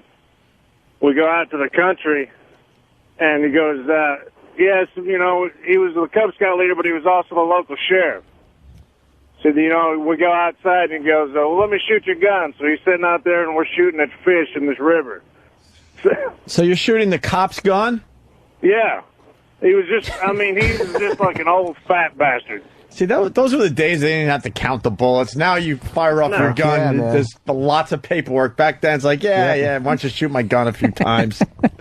Good old 70s. I'm telling you, we're onto a bit here. The good old 70s. You let him shoot his gun. Thank you, Matt. Mattered. Yeah. Yes, sir. Let no. Really did. You caught the clap, you high-five someone, you wash your dick off, and you kept rolling. Fucking men were men.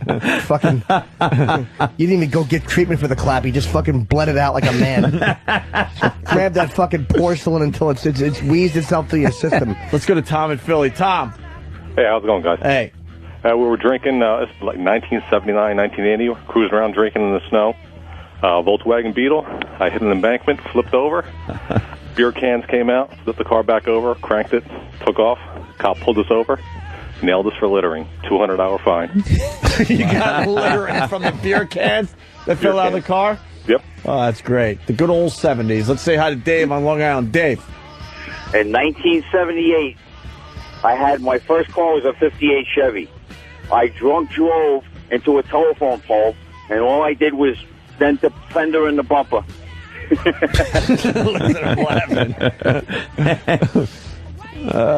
Let's go to Jay in Newark. Jay. Guys, back in the 70s, Washington Square Park was the biggest party place. You go there on the weekend, it would be filled with people, guys walking around with bags, huge bags of weed right out in the open. You could get anything you wanted. Didn't even worry about cops or anything. It was like right in the open. You did whatever you wanted. Got asked at anything. It was unbelievable. Yeah, they'd come up and ask you, you know, right when you pass by them real slow, they'd be like, you know, weed, Mary Jane. Weed. Mary Jane. You know, mess. Mary Jane. You know how they do it now when you walk by? They go, you all right? You all right?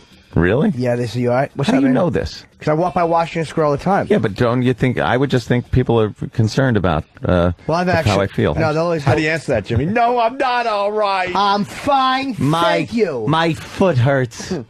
Okay. They'll say, what's up, man? And I'll say, what's up? As a courtesy, I'll say, hey. And they'll go, you all right? And I'll go, yeah, I'm fine. I go, I'm all right. Yes, I'm all right. Like, you have to let them know you're being courteous, but you're not fucking saying you're all right because you want drugs.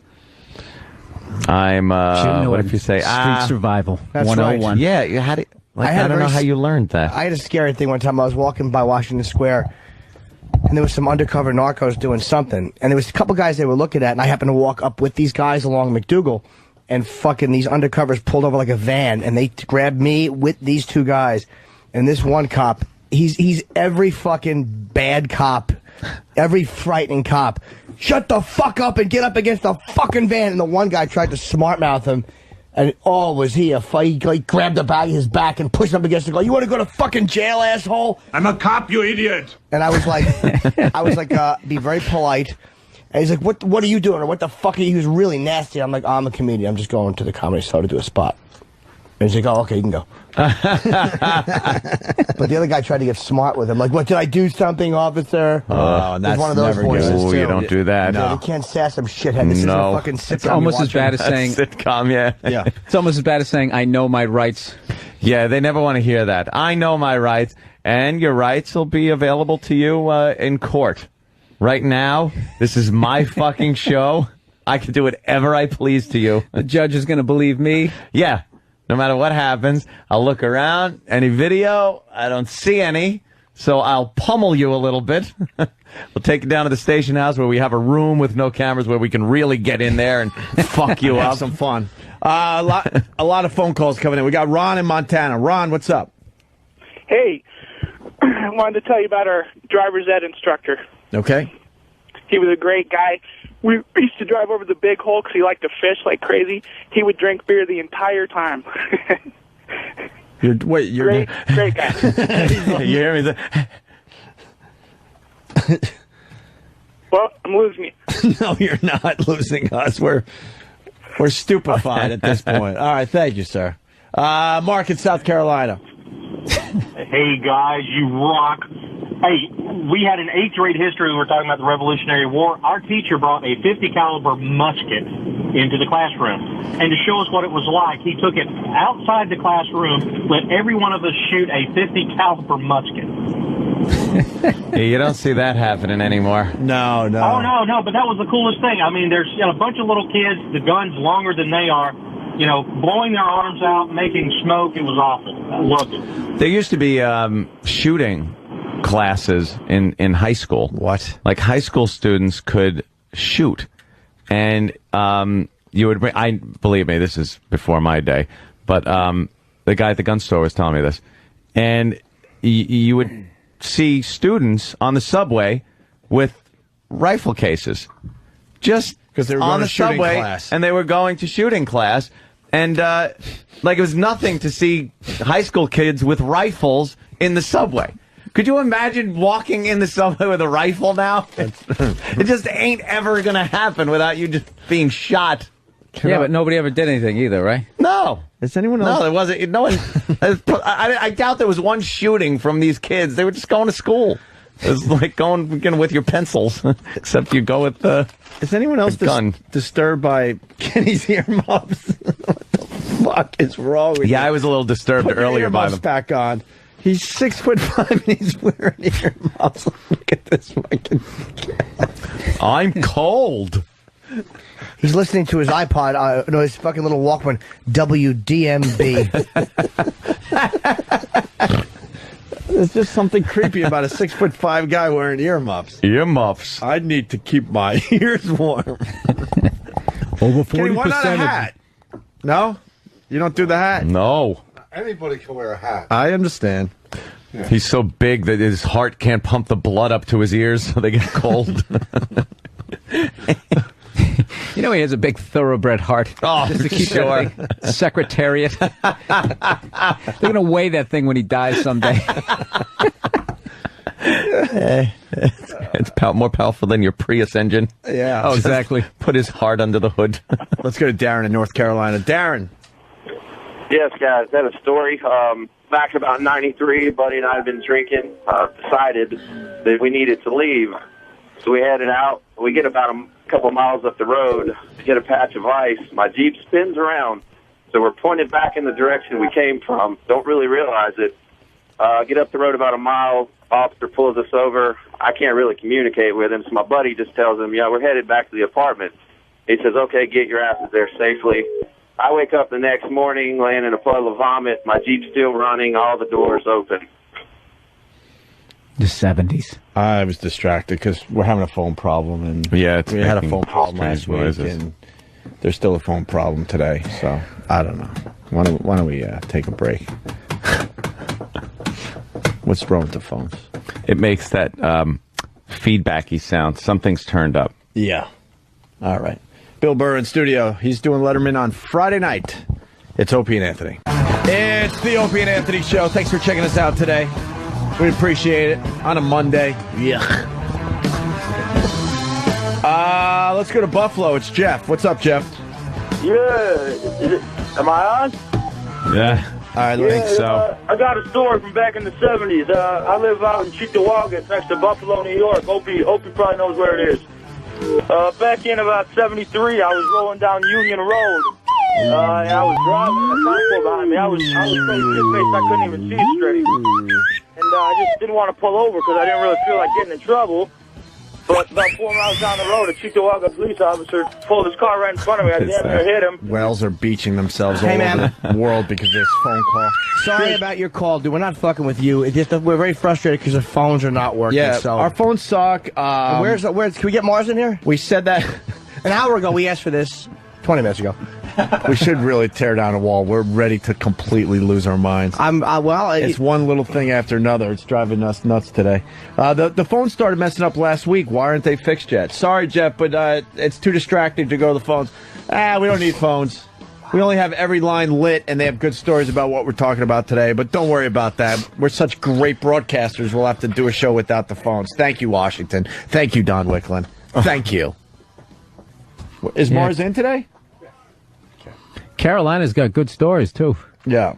third grade teacher chewed tobacco in class. Let's go to Jason. Let's see if this will work. Jason, Carolina, what's up? Hey, man, my third grade teacher used to chew chewing tobacco during class. He'd read us stories and spit. It was great.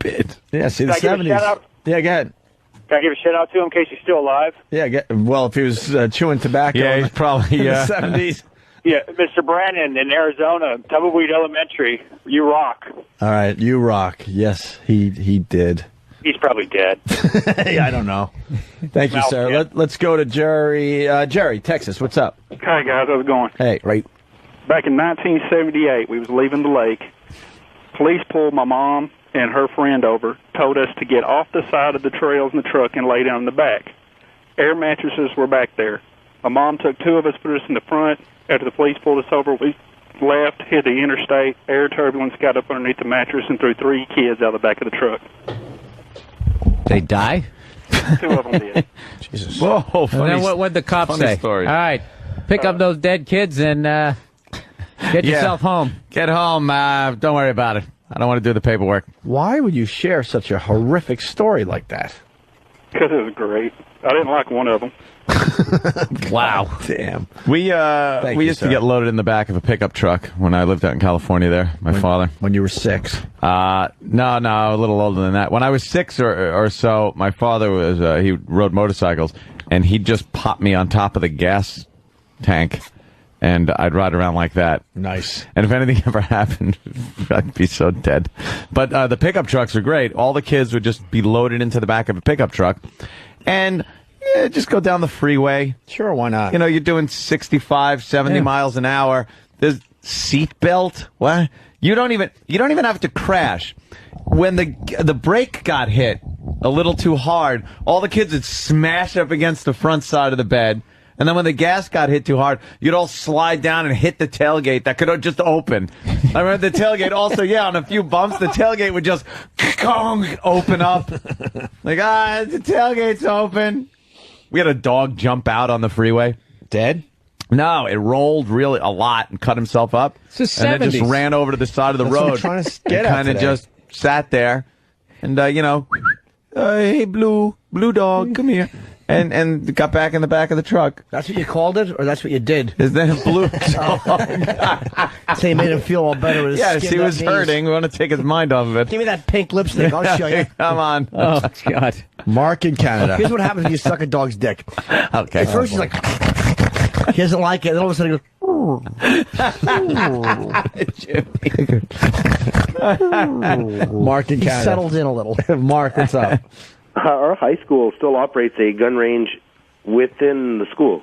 Really? Yeah, 22 caliber for local Army and Air Cadets. But it's Canada. You're not allowed to have, guns. Yeah, well, right? You're only allowed to have health care. Yeah, well, there are those Enfields Stupid that health Anthony care. loves so much. All right, thank you, sir. Hey, there's a good story in the paper that Bill reminded us of. The tranny that was, stabbed to death? Yeah. Mistaken identity? Oh, no. Well, what is this? Nesha was just one of the girls. What paper, buddy? Well, we got Nesha. Daily News, page 20. Nesha. Sanesha Stewart was Sanesha, not your everyday sight in the Bronx. A 6-foot man in high heels and lipstick, but was accepted as Sanesha. family by those around the victim. Loved ones said yesterday. So they were shocked to learn that their 25-year-old transgendered neighbor was stabbed to death Saturday by an ex-con who told cops he flew into a rage when he found out his date was not a woman. Wow, she was passing. Oh, you think she is? No, I'm saying if he didn't know. Well, Nesha was a friend of the whole building, a really nice person who didn't deserve that. I called him her out of respect. Police responded to a dispute. She was stabbed several times. They arrested Steve McMillan, who was still inside Stewart's apartment. He was waiting to be arraigned on murder charges late last night. Police sources said McMillan was a John who flew into a rage after discovering Stewart, a prostitute, was not a woman. So does this guy get off or what? No. Why not? You can't commit a murder because somebody fucking has a dick. What about the psychological trauma? Yeah. For what? He went insane when he saw cock when he was. Because Shanisha was,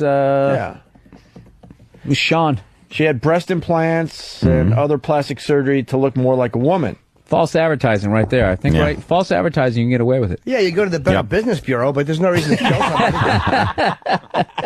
somebody. A lot of people saying that it was very obvious, like when she turned around, that it was a man. Oh, yeah. Dressed like a Those woman. booty shorts and the ball sack hanging out the side. Exactly. Dead giveaway. Hi, Daddy. Big pool of blood on the floor and all over the bed. Yeah. Oh, and the caked makeup over the whiskers. No matter how close you shave, you just can still see it. Yeah, the whiskers, for God's sake, you can't cover those up. Transgenders have been wearing that HD TV makeup since forever. That Conan O'Brien just caked on. Pink spackle. So that happened. And then some S&M club here in New York, there was a story over the weekend. You read that one? Yes, the guy almost died. He's going to be brain damaged. He's going to have brain damage. What did he do? Went to an S&M club. He's a regular. And they pretty much hung him up. His feet were kind of touching the ground. I guess he was handcuffed. He had high heels on. What else? I don't know how he was suspended. Some kind of hood or something, and he was suspended. One of his high heels broke or something like that. Oh, really? And his feet. And then she came to check in on him in 20 minutes. Right, and he was blue in the face. Hanging by the neck. I don't know. Was he hanging by the neck? Do not know. Do we have that story? Yeah, that was a biggie over the weekend. And I learned something that S&M clubs are pretty much legal. Jimmy, you know anything about that? Why? Because it's not sexual? It's not sexual. Sure you can. They're totally legal. So this guy would go in there and he would hang for hours in these dungeons and stuff. And that was his thing. He liked to be hung. That is like the exact opposite of like claustrophobia. Yeah. Like how you could actually I would be freaking the fuck out. Oh, It'd be like, there's no way. Put a goddamn hood over my head. Yeah. Then handcuff me to a radiator. You out of your fucking mind? These guys love mummification. There's guys that love to be smothered. Well, they'll put them on the table, and they'll, like, saran wrap their entire body with their hands down, including their face. Oh, my God. Put little breathing holes. Yeah, like a straw or something. The mistress will smother you with her ass and then pull off and let you breathe. You really could die. Wow, that's fucked.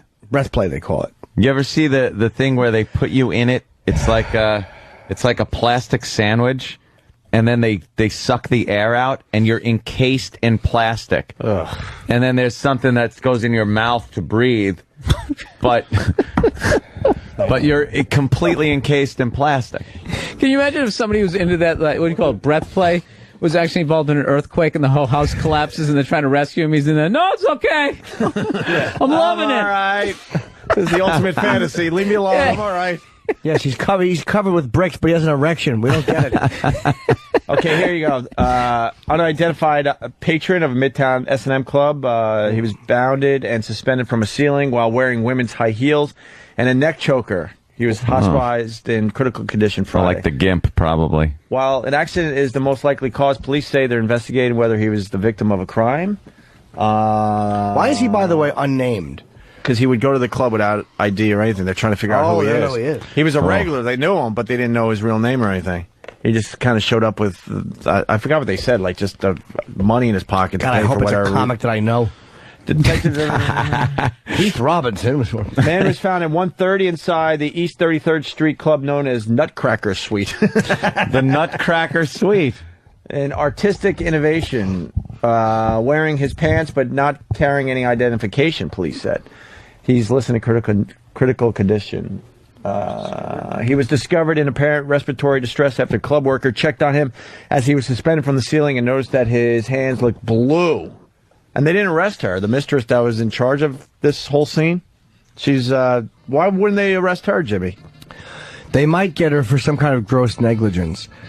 But it's not a crime. He volunteered for it. He wanted it. But it'd be manslaughter, I think, if he dies. Or some kind of gross negligence. Yeah. I don't know why, but it's not illegal. It's sexual activity. You're probably jerking off in many cases, but you're not fucking. Right. Unfortunately, they don't fuck you. So you're hanging from a collar, basically, or but your toes are touching the floor. How is that sexual? I don't get it. Yeah, how does that help you out? It certainly is, but I don't understand it. I don't know, like when you wrap yourself in plastic and you got breathing holes. How is that sexual? Like I don't understand that. If it's the connection to being a sexual thing. You got me. I mean, I just don't understand it.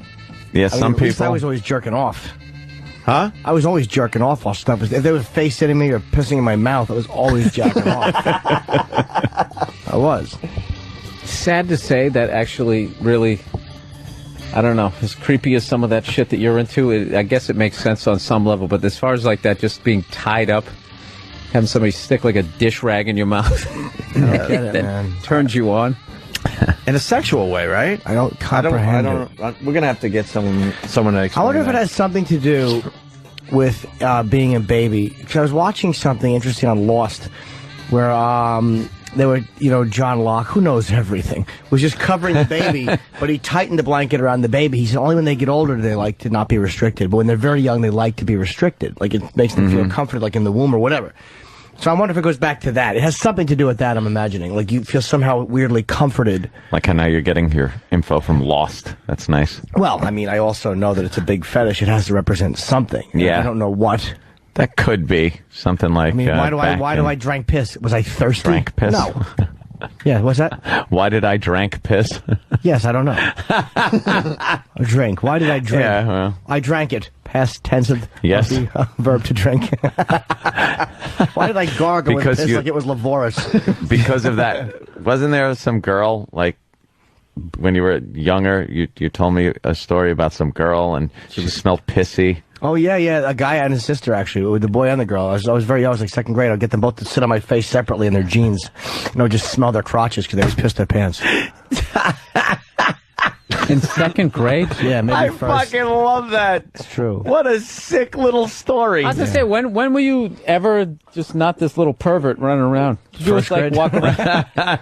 7 or 8. Came to school in a bathrobe when they still thought it was cute. He's got a big heart on under it. Oh, look, he's like Rodney. Walking around Dangerfields. Little kid with a Cialis heart on it in his robe. Let's go to Vegas. It's Ron. Ron. Hey, guys. Hey, Jimmy, you're all over here, man. You got to have a sex talk show, I think. I want to know what's sexy about the logs dropping on your chest. Oh, I wouldn't know. I imagine you wonder that yourself while you're jerking off, and after you come and you're wiping them off, you go, what was sexy about that? 300, madam. All right, and Rich in Wisconsin. Can I say, I think the certain sexuality with a woman that seems disgusting, let's just say, golden shower, whatever, brown showers, any of that stuff that people are into. I think it's part of it is the privacy of it all. You're seeing something so taboo, and it is such an intense, it's oddly intimate and intense, as gross as it sounds. But there was one mistress I used to do golden shower with, and this motherfucker was sexy. She was, dude, she just got it. She would put a pussy right over my mouth. And she would, it would be right over my mouth. Dude, she was immaculately clean. And she would just go open. And I would open, and she would fill my mouth, and she would go swallow. She was so fucking sexy. Oh, my God. That is fucking nasty. Oh, God. It's nasty if you're not wow, into there that. you go. What would you rather have? Would you rather, you have the choice. You're going to have that horror. I love how Jim tries to, like... But there's a lot of people out there right now who I know what you mean. it. He tries to convince us how sexy it is. Yeah. And we all look around the room like, So sexy. She And just it's say, swallow. So be sexy. still, and then she'd just take a dump right on my chest. It was so it was great. sexy. No, be still is hack. She knows better than that. She would say open. It was so fucking sexy. Because I've said that to girls. I like saying that to girls. And then she took Stop a meat leering at me thermometer as you're and telling me shoved that it in my story, you asshole fucking and creep. just went deeper, deeper. No. And I went, good. It was just this sexy, because I'm He's filling up right now as he's talking about it. And Look at twisted his around face. 3 times. Just 3 times. Yes, and then unsnap it, and it was just had that little slow, funny scrotum unwind. No, Slow funny, huh? I'm really dominant sexually. Like, I'm not a sub at all. Well, And, that's pretty sub when she's telling you what the fuck to do with she her was piss in your mouth. Dominate, yeah, but I wanted to do it. She was dominating in a way, but it was from the neck up, man. That's what it's all about. She was fucking her vibe. Do you understand? That was the beauty of I her. don't.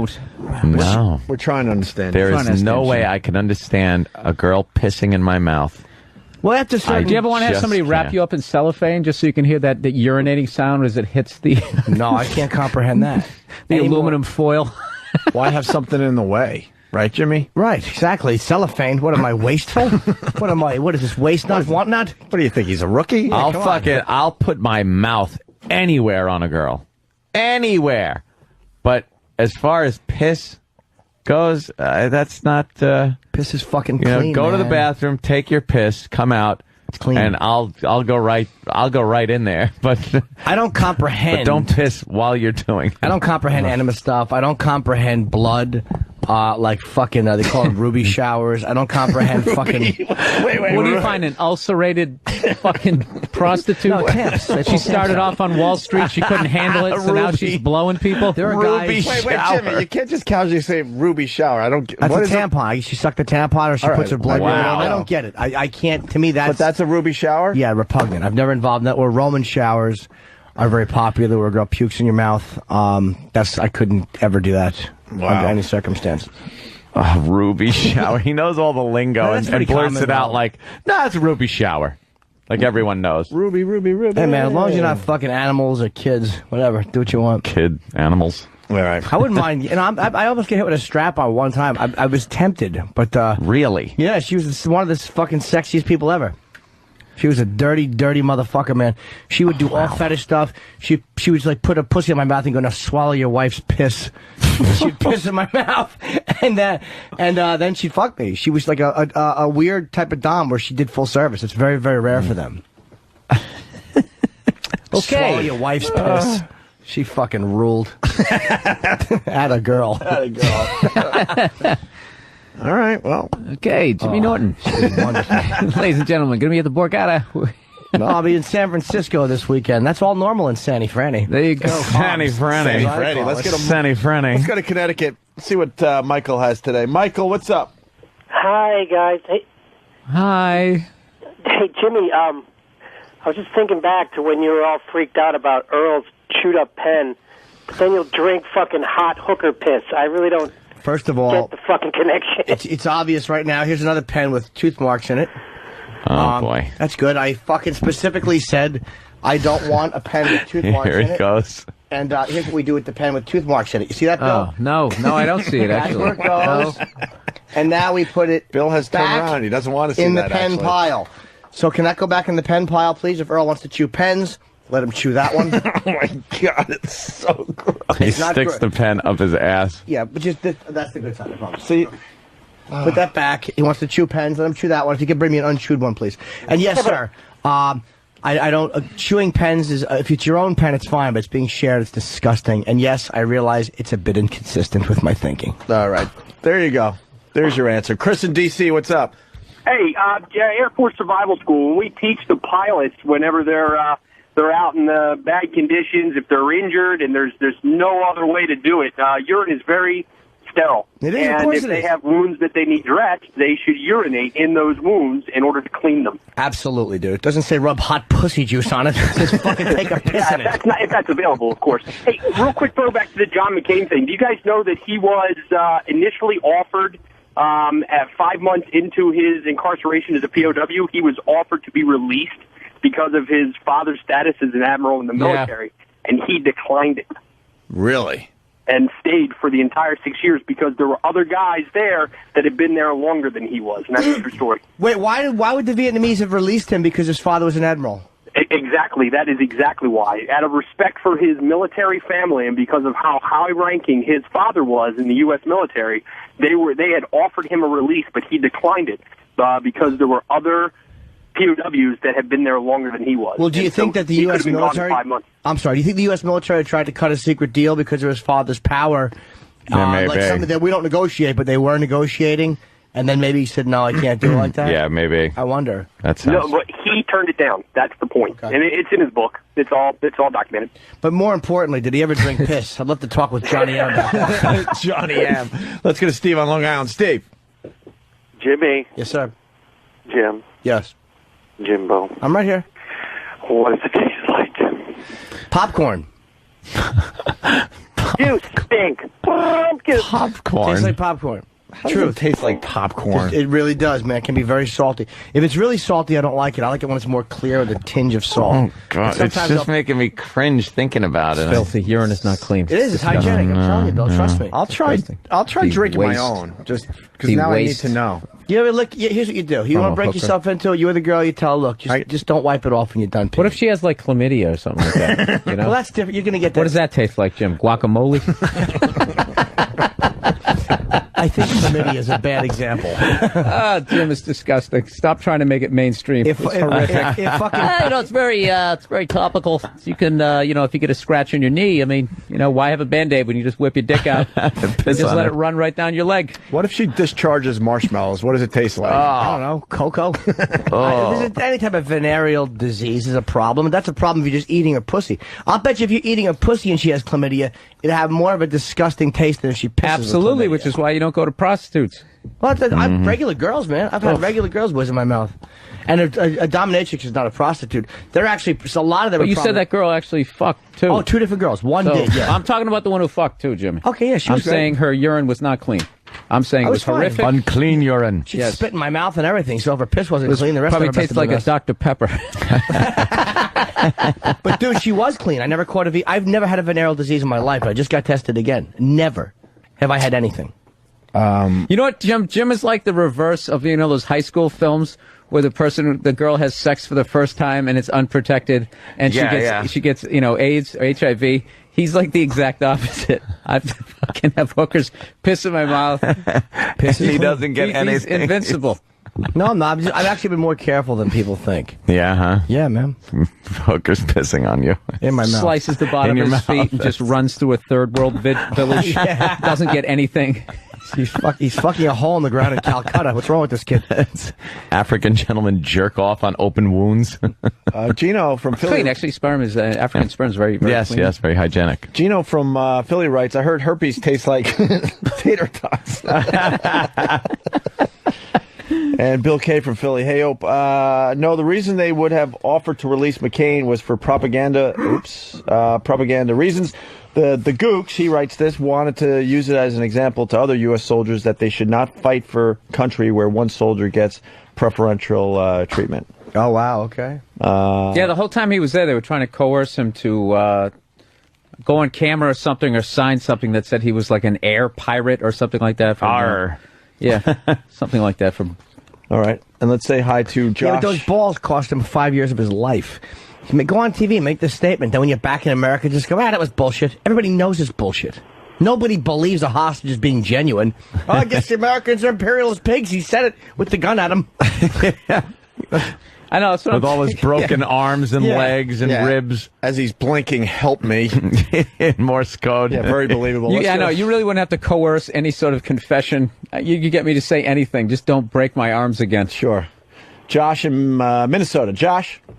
Hey, Jimmy, what's up, buddy? Hey. Hey, we're going to come see you up in Minneapolis next month. We're all going to piss in a squirt bottle so if you get sweaty on stage, you can drink some piss to cool yourself down. Attaboy, some pissicles. That show's almost sold out, sweetie, so get your ticket. Awesome. We did. We got front row tickets. Oh, good. Enjoy the show. A couple other things here. We got a bride that died during the first dance. Wow. Is that bad, or did that just save him a lot of trouble? Oh, God. Happened in Florida. Kim, how old was she? Kim, last name looks like Greek name. Mm-hmm. Kim, blah, blah, blah, wanted a real-life version of the film My Big Fat Greek Wedding, which played in the background as friends fixed her hair and makeup before her own marriage ceremony. Wow. Started off good. But less than an hour after she and Teddy... My big fat Greek heart attack. Yeah. Teddy F. Carp were wed. Kim crumbled in her husband's arms during a Greek song that means love me. Oh, boy. Jesus. At 36, Kim was dead from cardiac arrest. Heart disease. Oh, okay. What was that? Wow. Yes. Too bad Jackie Mason wasn't there. If he was there, it would have been wonderful. We don't know. Is it a funeral? Is it a wedding? We don't know. She's grabbing, she's dancing, she's falling, grabbing her chest. Should have been a one-night stand. I only did this because her parents pressured me into this. You wonder if they still do the chicken dance afterwards? Like, is there fucking toe tagging her in the middle of the fucking... Come on, people. We paid for a DJ. Let's try to make the best of this. Yeah, let's make the best of it. Anybody got any requests? We got an extra entree. Anybody else want second? Yeah.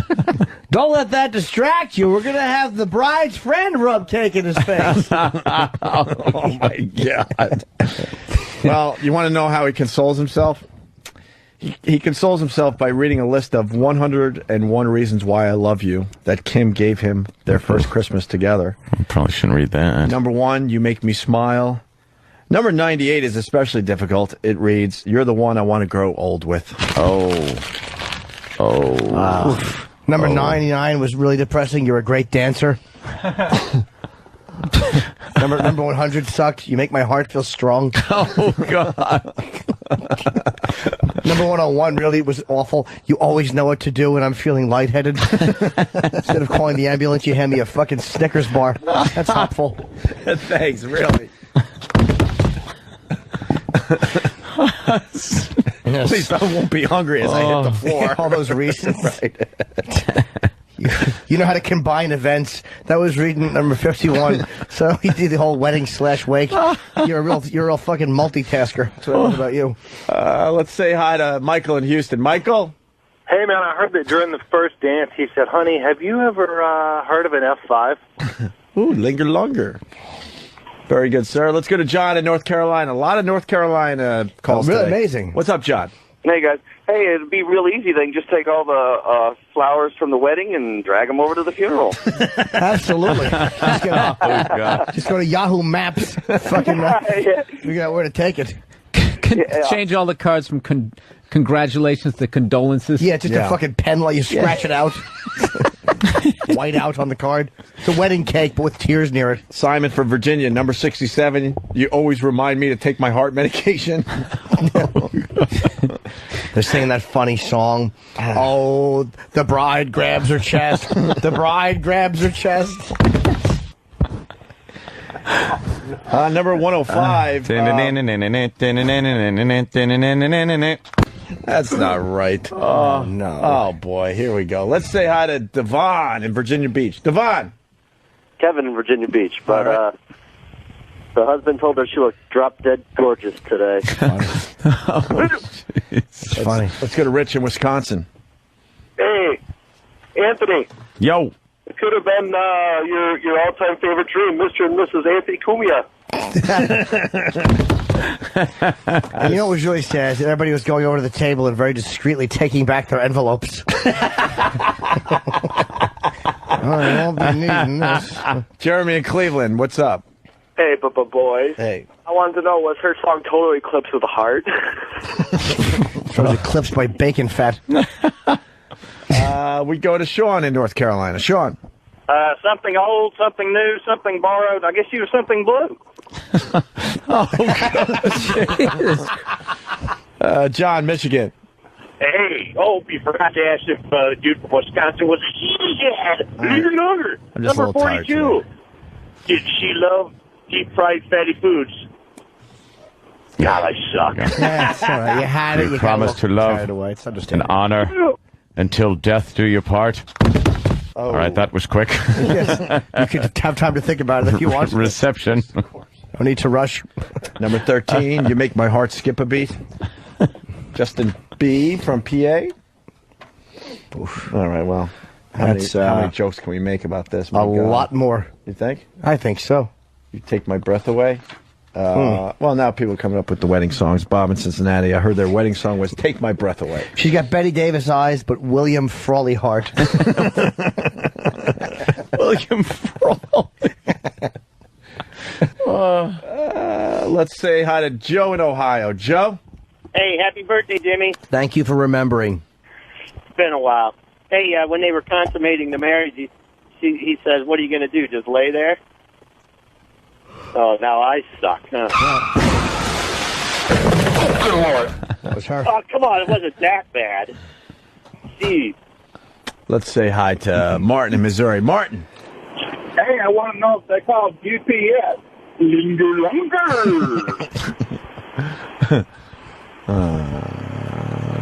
Let's say hi to Johnny in Cleveland. Johnny. Hey, what's going on there, guys? Hey. Yeah, the ironic thing was that he was the one who was afraid to take the plunge. Wow. Yeah. What? Is this show being done on a highway outside of Rochester? Thank you, Thad. I didn't get it. There was a 30-some-odd car pileup outside Rochester. Jesus. Right. I know. She was suffering from cold feet and everything else. Let's say hi to Chuck in Philly. Chuck. Wow, you look great. Who did you make bride. The coroner. Sam. That's oh God. Sorry, Chuck. It was a good line, That's but all right. they barreled right over you. So what'd you say, Chuck? That's all right. I know. It was just basically that God needed a bride.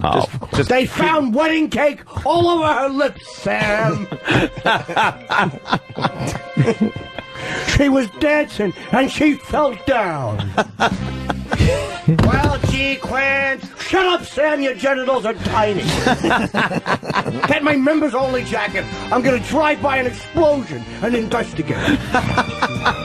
Why would a coroner do that, Quincy? Jimsy? Isn't he supposed to stay back at the lab and do the autopsies? Why are you That's always in easy the for you to say, but I think she was murdered. Oh, okay, murder. They found Fudgy the whale in her vagina, Sam.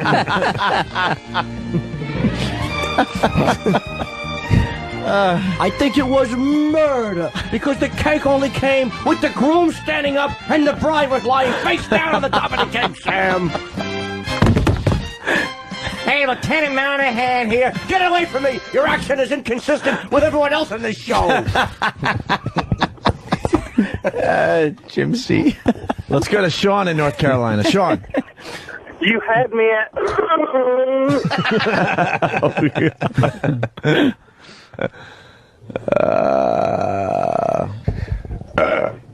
Let's say hi to Fitz. What happened, Jimmy? I got shocked again. Oh, Jimmy, you all right? No. Jimmy. Let's go to Fistful of Yen. Fistful of Yen. Hey, love you, love the show. Yeah. They're doing a movie based on this called No Weddings and One Funeral. Lance in North Dakota. Lance. Hey, boys, how's it going? Hey. I thought kickstart my heart. For what?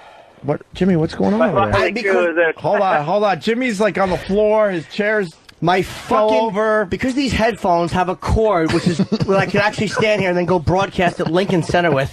That would be a long distance for the people that aren't close get by. Fucking caught on the wheels. I know, man. And I'm always getting tangled up. There are some days I fall on the floor because like the cord is tangled up in my feet, around my dick. Look at what he's trying to do to free you. How did I get so tangled up? What was I doing? I was just talking. Was I pretzeling and no one was telling me? It's pretzeling again. Keep it under your hat. Pretzel. All right. We got a mistress on the line. Okay. Mistress Roxanne. Do we know her? Where you from? Where you from? Hold on. Here we are. All right. Mistress Roxanne, how are you? I'm doing great. How are you? Good. Welcome to the Opie and Anthony Show. Where do you work? Well, I'm an independent mistress, and I rent space in Midtown Manhattan. Okay. Do you do out-calls or in-calls or both? I do both. Okay. Yellow treats at AOL.com. Can you email Pardon me? I was saying you could email me. You might have a customer. What's your name, Mistress Roxanne? Oh, yes. Roxanne, you heard the story about the guy, brain damage, turned blue over the weekend here in New York at the Nutcracker Suite? All we're trying to figure out is, like, some of these fetishes are really bizarre, and we're trying to figure out how they're sexual in nature. Well, for example, a guy hanging from a dog collar for hours on end, and that's all. How is that sexual? I don't get it. Well, to many people, it's not sex. It's sexual in nature. It's therapy in some sort of way. You could go through from childhood experiences.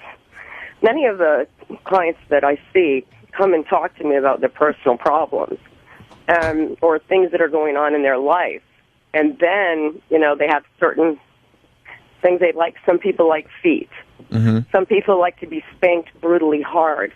One guy told me once that to be beaten really hard was because he never got spanked as a child.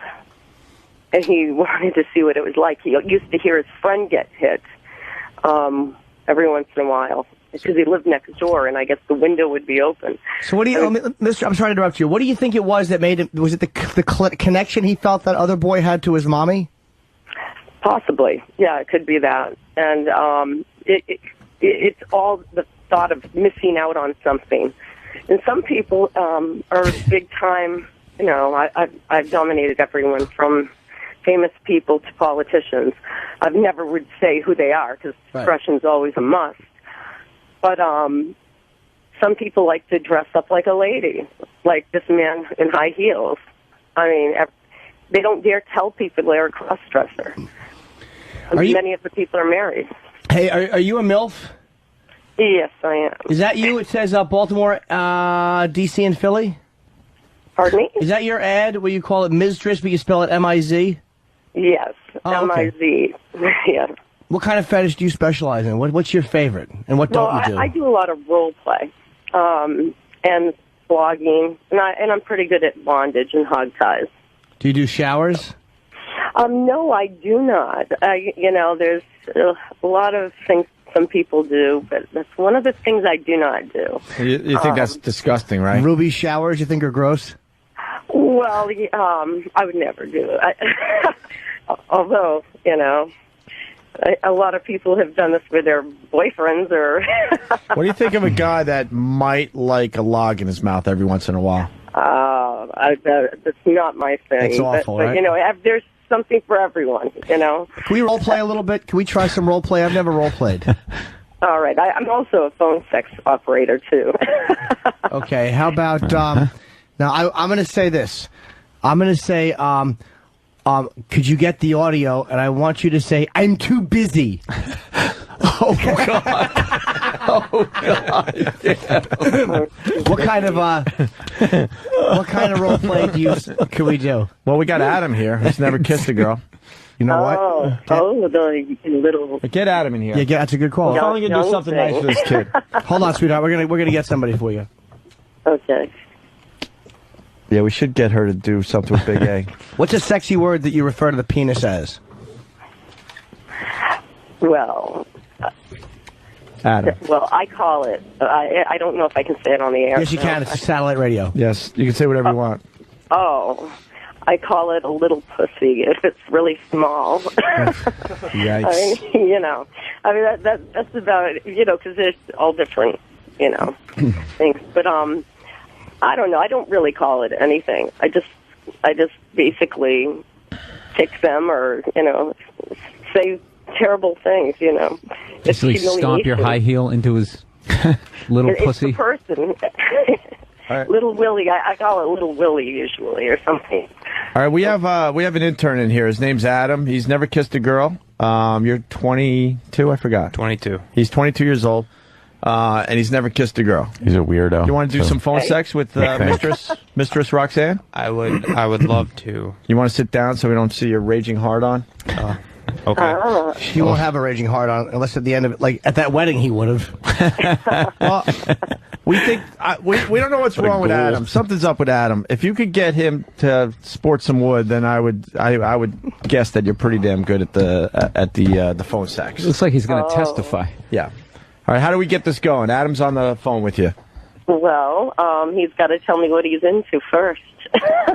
Right. Or what he thinks he's into when he's alone by himself. Okay. Adam? What I'm into is pornography. Here we go. I like to touch myself. Usually around 5 o'clock. What, you pencil it in at a certain time? Hold on, he's telling her nothing. He's telling her nothing. No, I'm into. She's asking what you like sexually. Yeah, what I like sexually. I like ass. I like a nice body that is properly taken care of. And but when you look at the porn, what kind of porn are you looking at? I look at MILF Hunter porn. MILF Hunter. And just a variety of porn. Asian. Okay. Yeah. All right. Blonde, brown. It doesn't So matter. you like it? Yeah, it's just porn. Yeah. Now, have you ever thought of a role play? I've never thought of I kind of like the whole teacher role play thing. You know, Okay. like I got a bad grade. I got to go clean the erasers. All right. So what's your name again? It's role playing. His name Bernard gets. Adam. His name's Adam. Yeah. Adam. Yeah, you know you have to stay after school this evening, after school, don't you? I do. Yes. You know, I saw you picking up Susie's skirt the other day, and I don't really like it. You even pinched her ass. Yeah, Susie was a real bitch. Hey, you watch your mouth, young man. You know what? What? This is the state of Texas, so there's corporal punishment here. Ooh. And your parents signed a waiver. So you know what? Yes. I think I'm going to put you over my knee, maybe. Have you ever been spanked? When I was a small child. Yeah. Well, but before that, I'm going to No. make you, you know, how old are you now? How old are you now? You're like, 19? 22. You're 22. You're going to college. When's the last time you got laid? I've never been laid. You haven't. You're still a virgin? Yes. Mm. Well, maybe that, now I understand you a little bit more. Haven't you ever thought about what it would be like? You know, what are you looking down my skirt for? You keep looking at my cleavage. I apologize. You know what? Since you've never seen that before, maybe I should unzip my shirt a little bit for you just to see what it looks like. Just to, you know? Ooh. Now I'm going to put your hands on my zipper, and I want you to unzip it. My jacket. You see that bra? It's got all the lace on it. Isn't that pretty? Very. Now, what I want you to do is just touch the outside of the lace right now. Can't you feel the warmth of my breast on your hand? Yes. Mm-hmm. Oh, it's And then it keeps going. as a boring. She just tapped out. No, she wasn't bad, though. I don't usually do know. it faster. I do it faster. But I was, like, nervous, too. I've never done this on the air before. Oh, like, You know what I never noticed? He sounds like Adam Sandler. Oh my God. Adam. Yeah. No, but I mean, it's difficult to do this, like, on the spot. Can I try it with you? Because I mean, he was a little too shy. I kind of like one. Yeah, Jimmy's good at this stuff. Do you do incest Adam, thank role play? you. Thanks, Adam. Do I do what? Incest role play. Well, I don't discuss that.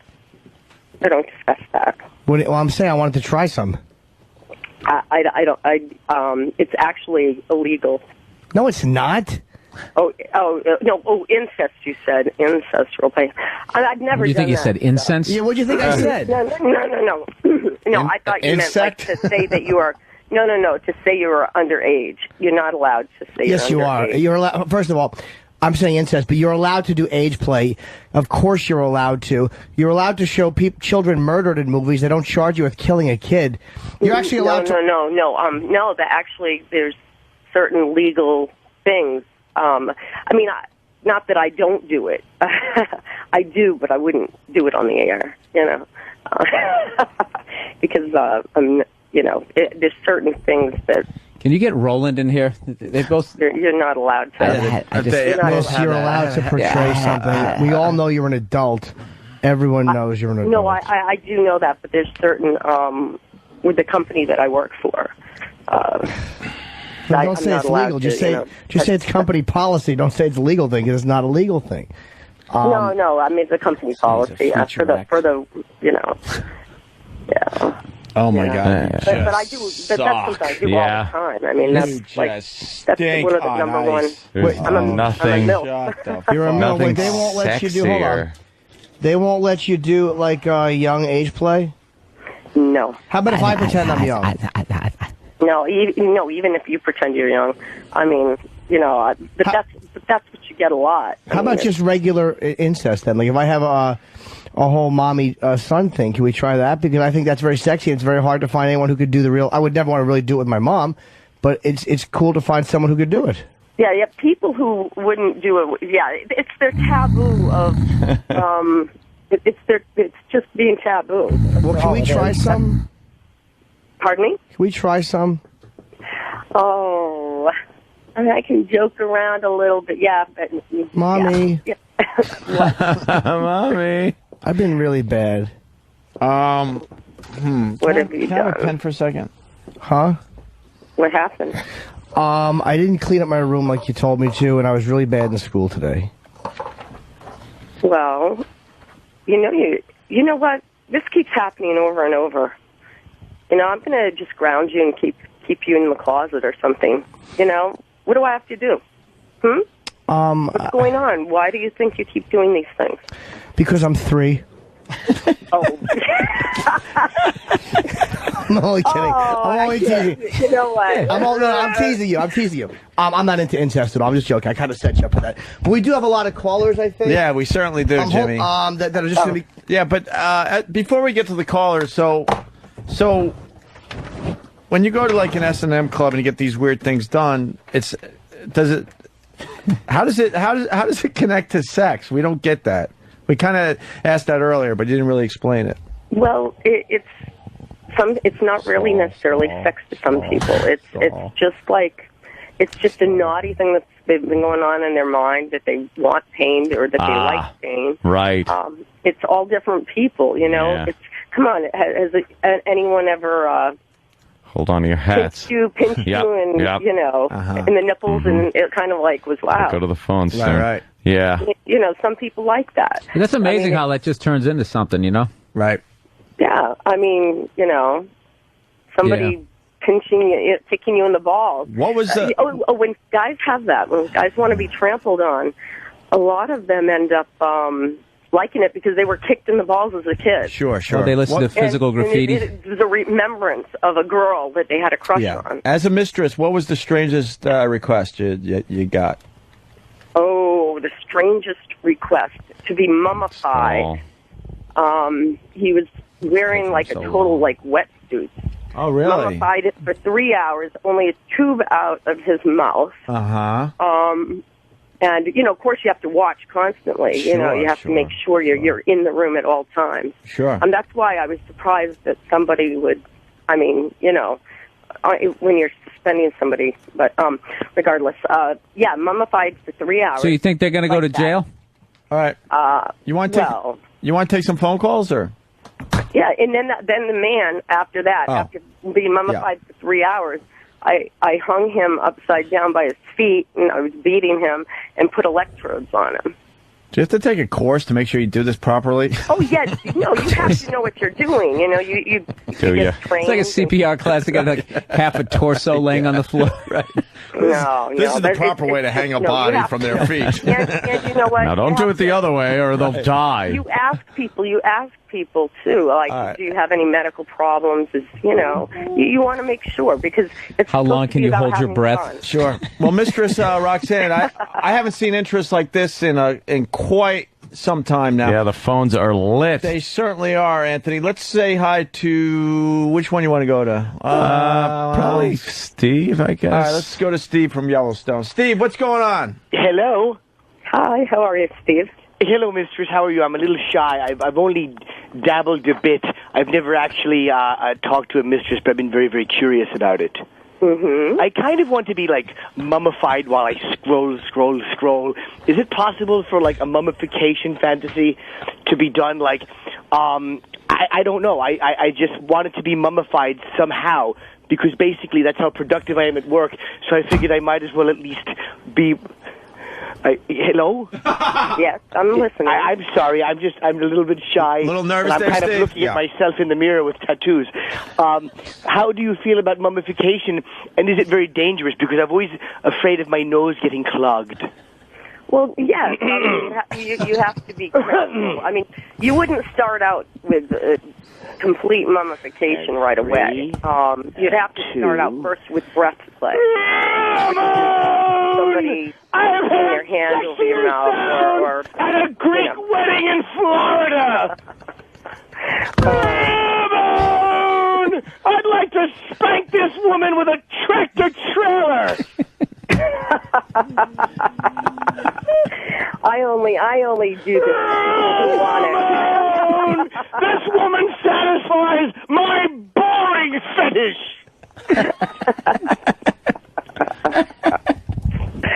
Oh, yeah. I never dominate those who don't want to be dominated. It's all about having fun and being naughty. I'm sorry about that. Every once in a while we get a prank call that comes in. Yeah. So you were saying, Mistress Roxanne, we're trying to take this very seriously today because, it was a very interesting case that happened over the weekend here in New York City. No, it is. At the It's very Nutcracker Street. unfortunate. Yeah. I think part of it might have been due to not proper training. Because, it's like, I don't know. I just don't know what to say. It's a sad, unfortunate thing that happened. Yeah. But, yeah. As we so what's the number one fetish you really get involved in? Well, Like we all care. I do a lot of mommy role play. The mommy role play, right. That's the big one, and medical role play. Yeah. Medical. What did you do before this job? Well, I do acting. Many actresses are doms. Yeah. You what? I'm acting and sing. I act and I sing. Yeah. Acting? Yes. Oh. Do you do any of the urine stuff though? No, I do not do that. Is it the problem you have with the diabetes? No, I'm just not into it. There's certain things some people are into. What kind of mommy things do you do? Oh, you mean diaper stuff like that? Oh, yeah. I thought you were going back to the other thing, the shower thing. No. Things. Yeah, I do various types of things. It's like, you got a bottle, you feed them. Sometimes. Do you ever openly laugh at these creeps? Oh, of course. Oh, my goodness. But when you're not supposed to be laughing at them, why don't you just keep talking? No problem. Lots of times the Hasidic Jews come in. Sometimes people have a two-part question, but that's okay. You do whatever you have to do. I think you need a spanking, miss. Gotta spank the boring right out of you. Now, Valentine's Day right around the corner. Do you get a lot of couples for Valentine's Day? Well, I didn't even finish my question that time. What? Hello? Hello? Yeah, I guess you could talk now.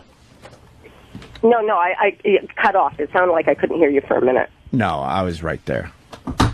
No, my cell phone cut out. So now, what did you say? Valentine's Day? Yes. What about it? Is business good? Yes, usually. Yeah. Because, people are lonely or some people just want to do something crazy. Right. Like a heart-shaped box put in their ass? Yeah. Yeah. Do you do couples or what? Of course. I do a lot of couples training. Yeah. Because lots of times the guy's into They're it. They're drinking Ruby Port on the Today Show, I swear to God. Chocolate and wine. They're drinking Ruby Port. Oh. As in a ruby shower. All right, let's say hi to Paul. Paul? Hello, Mistress. Oh, is this Uncle Paul? Yeah, how are you? Hey, Uncle Paul. Mistress Roxanne, Uncle Paul's a faithful listener to this show. He's terrific. Hello. Okay. Hi, how are you? I have to take issue with you saying that the age play isn't proper because I've been involved in many scenarios where the age play was used. How could you say that's against the law? I think that No, because go ahead, you talk. I was just finishing up. It's all about you. No, I'm sorry. It's but okay. I'm just a caller. What do I know? I have ADD right and I didn't take my medicine yet. You're too much.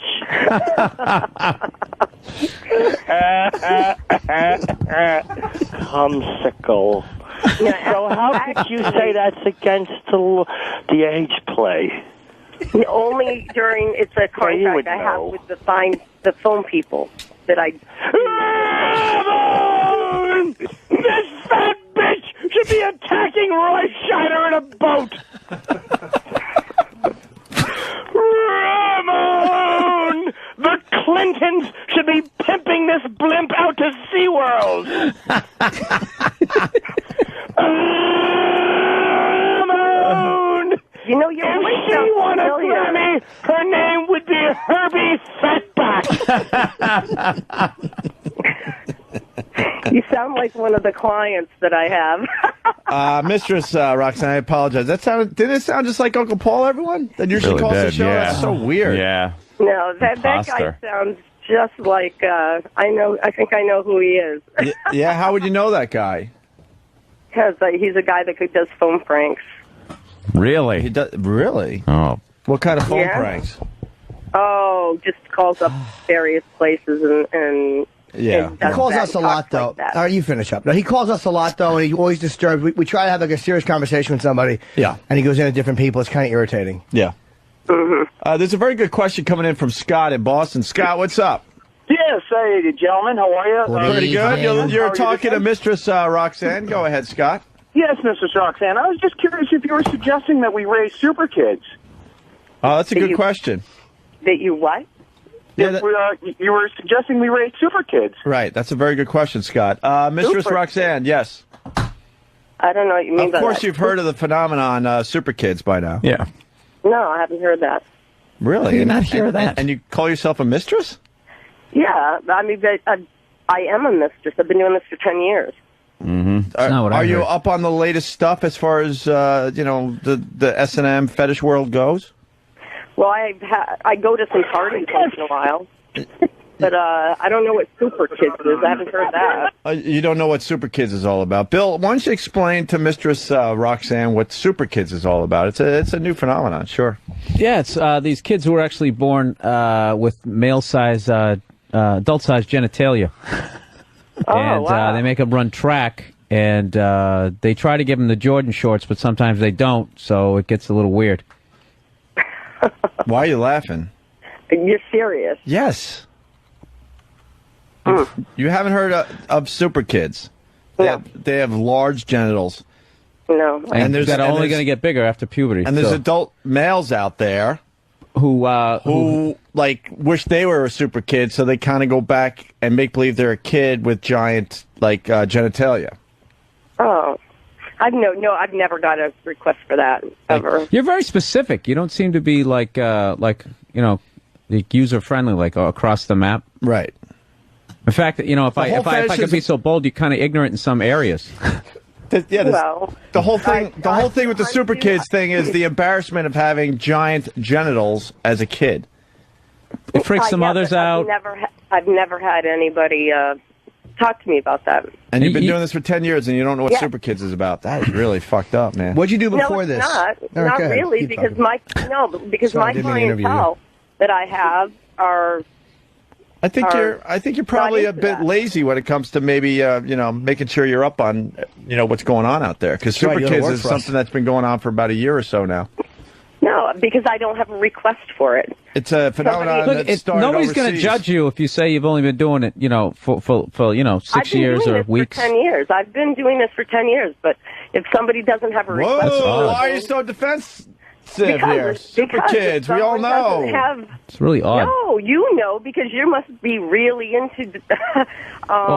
No, we do a radio show. everything. We do a radio show. We talk I've about never heard of everything, it. and we've had many discussions on Super Kids. Well, I don't have satellite radio. Well, if you just Google it, I mean, you can. You sure you're just orbiting you? Yeah, I mean, I'll Google it. I'll check it out, but I've never heard of it. Yeah, No, I've Google never that, had a why don't you? request. Usually people want to be laughed at for being too small. You're responsible. Right. All right.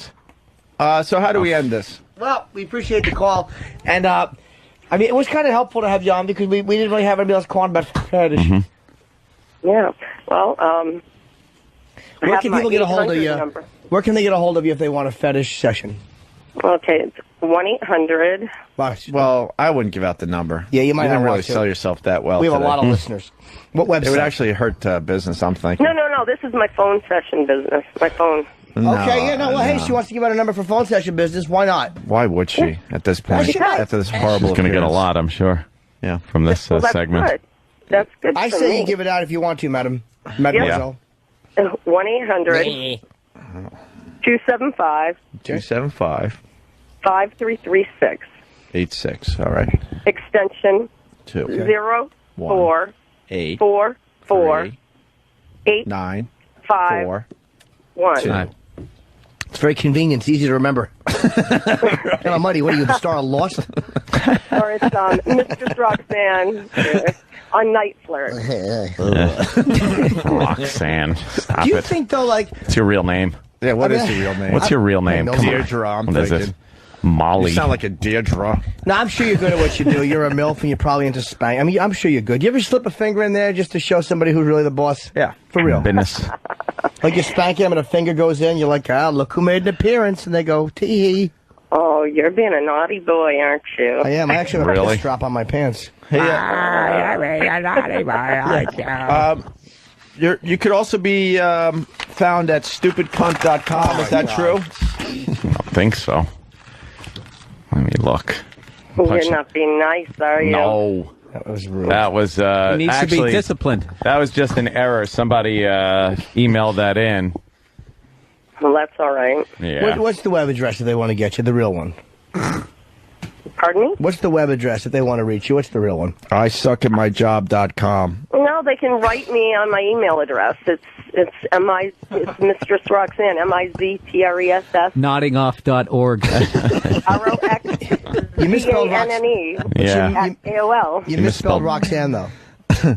ROXZANN. I mean mistress. Right. And mistress is spelled wrong too. It's M-I-Z, right? Yeah.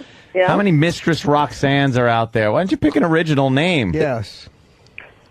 That Is it true your No, email? your It name's is not different really. spelling. Your name's not Roxanne. Mistress No. Silly Goose. Oh, So- my real name. Yeah, so you could have been Mistress something and been able to Her actually name- spell the Her names name is correctly. Leslie. No, I spell it that way so people can find me if they. Is it true your email is hackmistress at yuckhoo.com? Oh, I don't like that. ThinkNaughtyBoys.com. Ah, Yeah. Uncomfortablelaugh.net. Doesn't know when to hang up.org.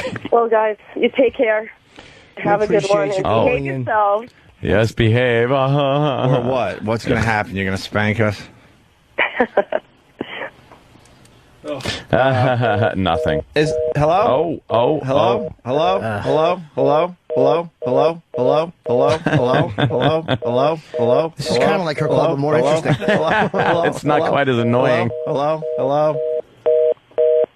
Well, that was informative.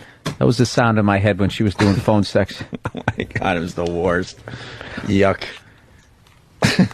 Let's do line of the day. You Get the got hell that outta here. right, fella. SkiColoradoNow.com for info on great deals on 26 world-class resorts and up-to-the-minute snow conditions. You log on to SkiColoradoNow.com. Here's a runner-up line of the day. Go. Do you sit in them? No. Do you ever I just think somebody sat here and watched Boog Powell.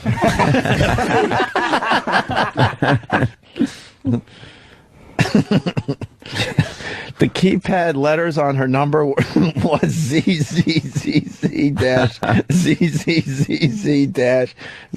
ZZZZ-ZZZZ-ZZZZZ. Very funny. Here's another runner-up line of the day. I'll take assiduous for 1,000, Alex. What my stroke was. Assiduous. No, that would be under hilarious for 1,000. Wow. Assiduous. Here's the final runner-up line of the day. That means I get charged with rape again. Oh, I should use the bullhorn. The Queen of England is an assiduous whore. Very, very good. SkiColoradoNow.com. Woo. Bill Burr on Letterman on Friday. That's right. And I'll be in Sandy Franny Friday, Saturday, and Sunday holiday weekend at Cobb's Comedy Club. And Bill's coming back tomorrow. We got a car that goes, 130 miles. Oh, it does 130 miles per gallon. Oh.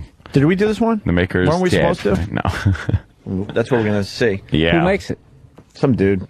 Dead guy. Some guy. Yeah. Future government victim. Yeah. Poisoned in a diner. Yeah. Mark's cars. You could get 600 miles per tank. 0 to 60 in 5 seconds. Be funny if the tank was the size of this room, though. Thank you. Right. I mean, funny would be the operative word. Funny would be my incorrect adjective. It would be just something Jim said, as opposed to implying the reaction. Dude, which was non-existent. Your Ramon was hilarious today. Thank you. I didn't It really like was. that kind of language. The Uncle Paul was creepy. Bill Burr goes, "Is that Jim?" Yeah, that voice You was can't even amazing. believe it. You don't like that? You don't like I like to bounce him on my lap, Bill. Kind of relaxes him, you know. They go into a state of calmness. Then you just do what you gotta do. Pull down your underpants. All right.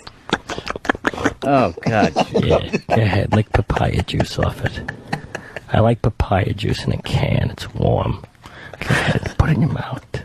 Oh, God. What is wrong with you? Have a cumsicle. Now, the school shooting, Memphis, Tennessee.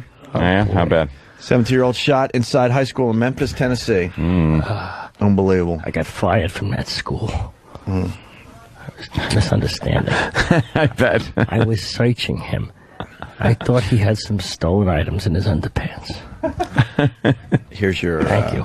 Here's your line of the day. Here comes the line of the day. Line of the day.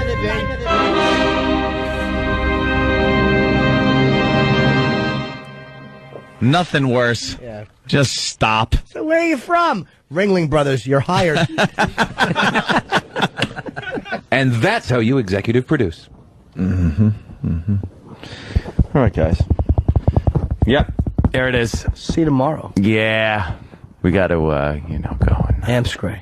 We gotta We got that thing. meet a new person that they'll end We up got that firing in thing. 8 months. Why bother at this point meeting new people? Oh. I hear she's good, though. No, she's actually cool. I shouldn't say that. I met her. She's very, very nice. So, Yeah. We got to go say hi. yeah, so we're going to do that. And, that's that. Peace. Peace out. Peace in. Yeah. Anytime now. I already said goodbye. Oh, I don't know what they're waiting for. Take it easy.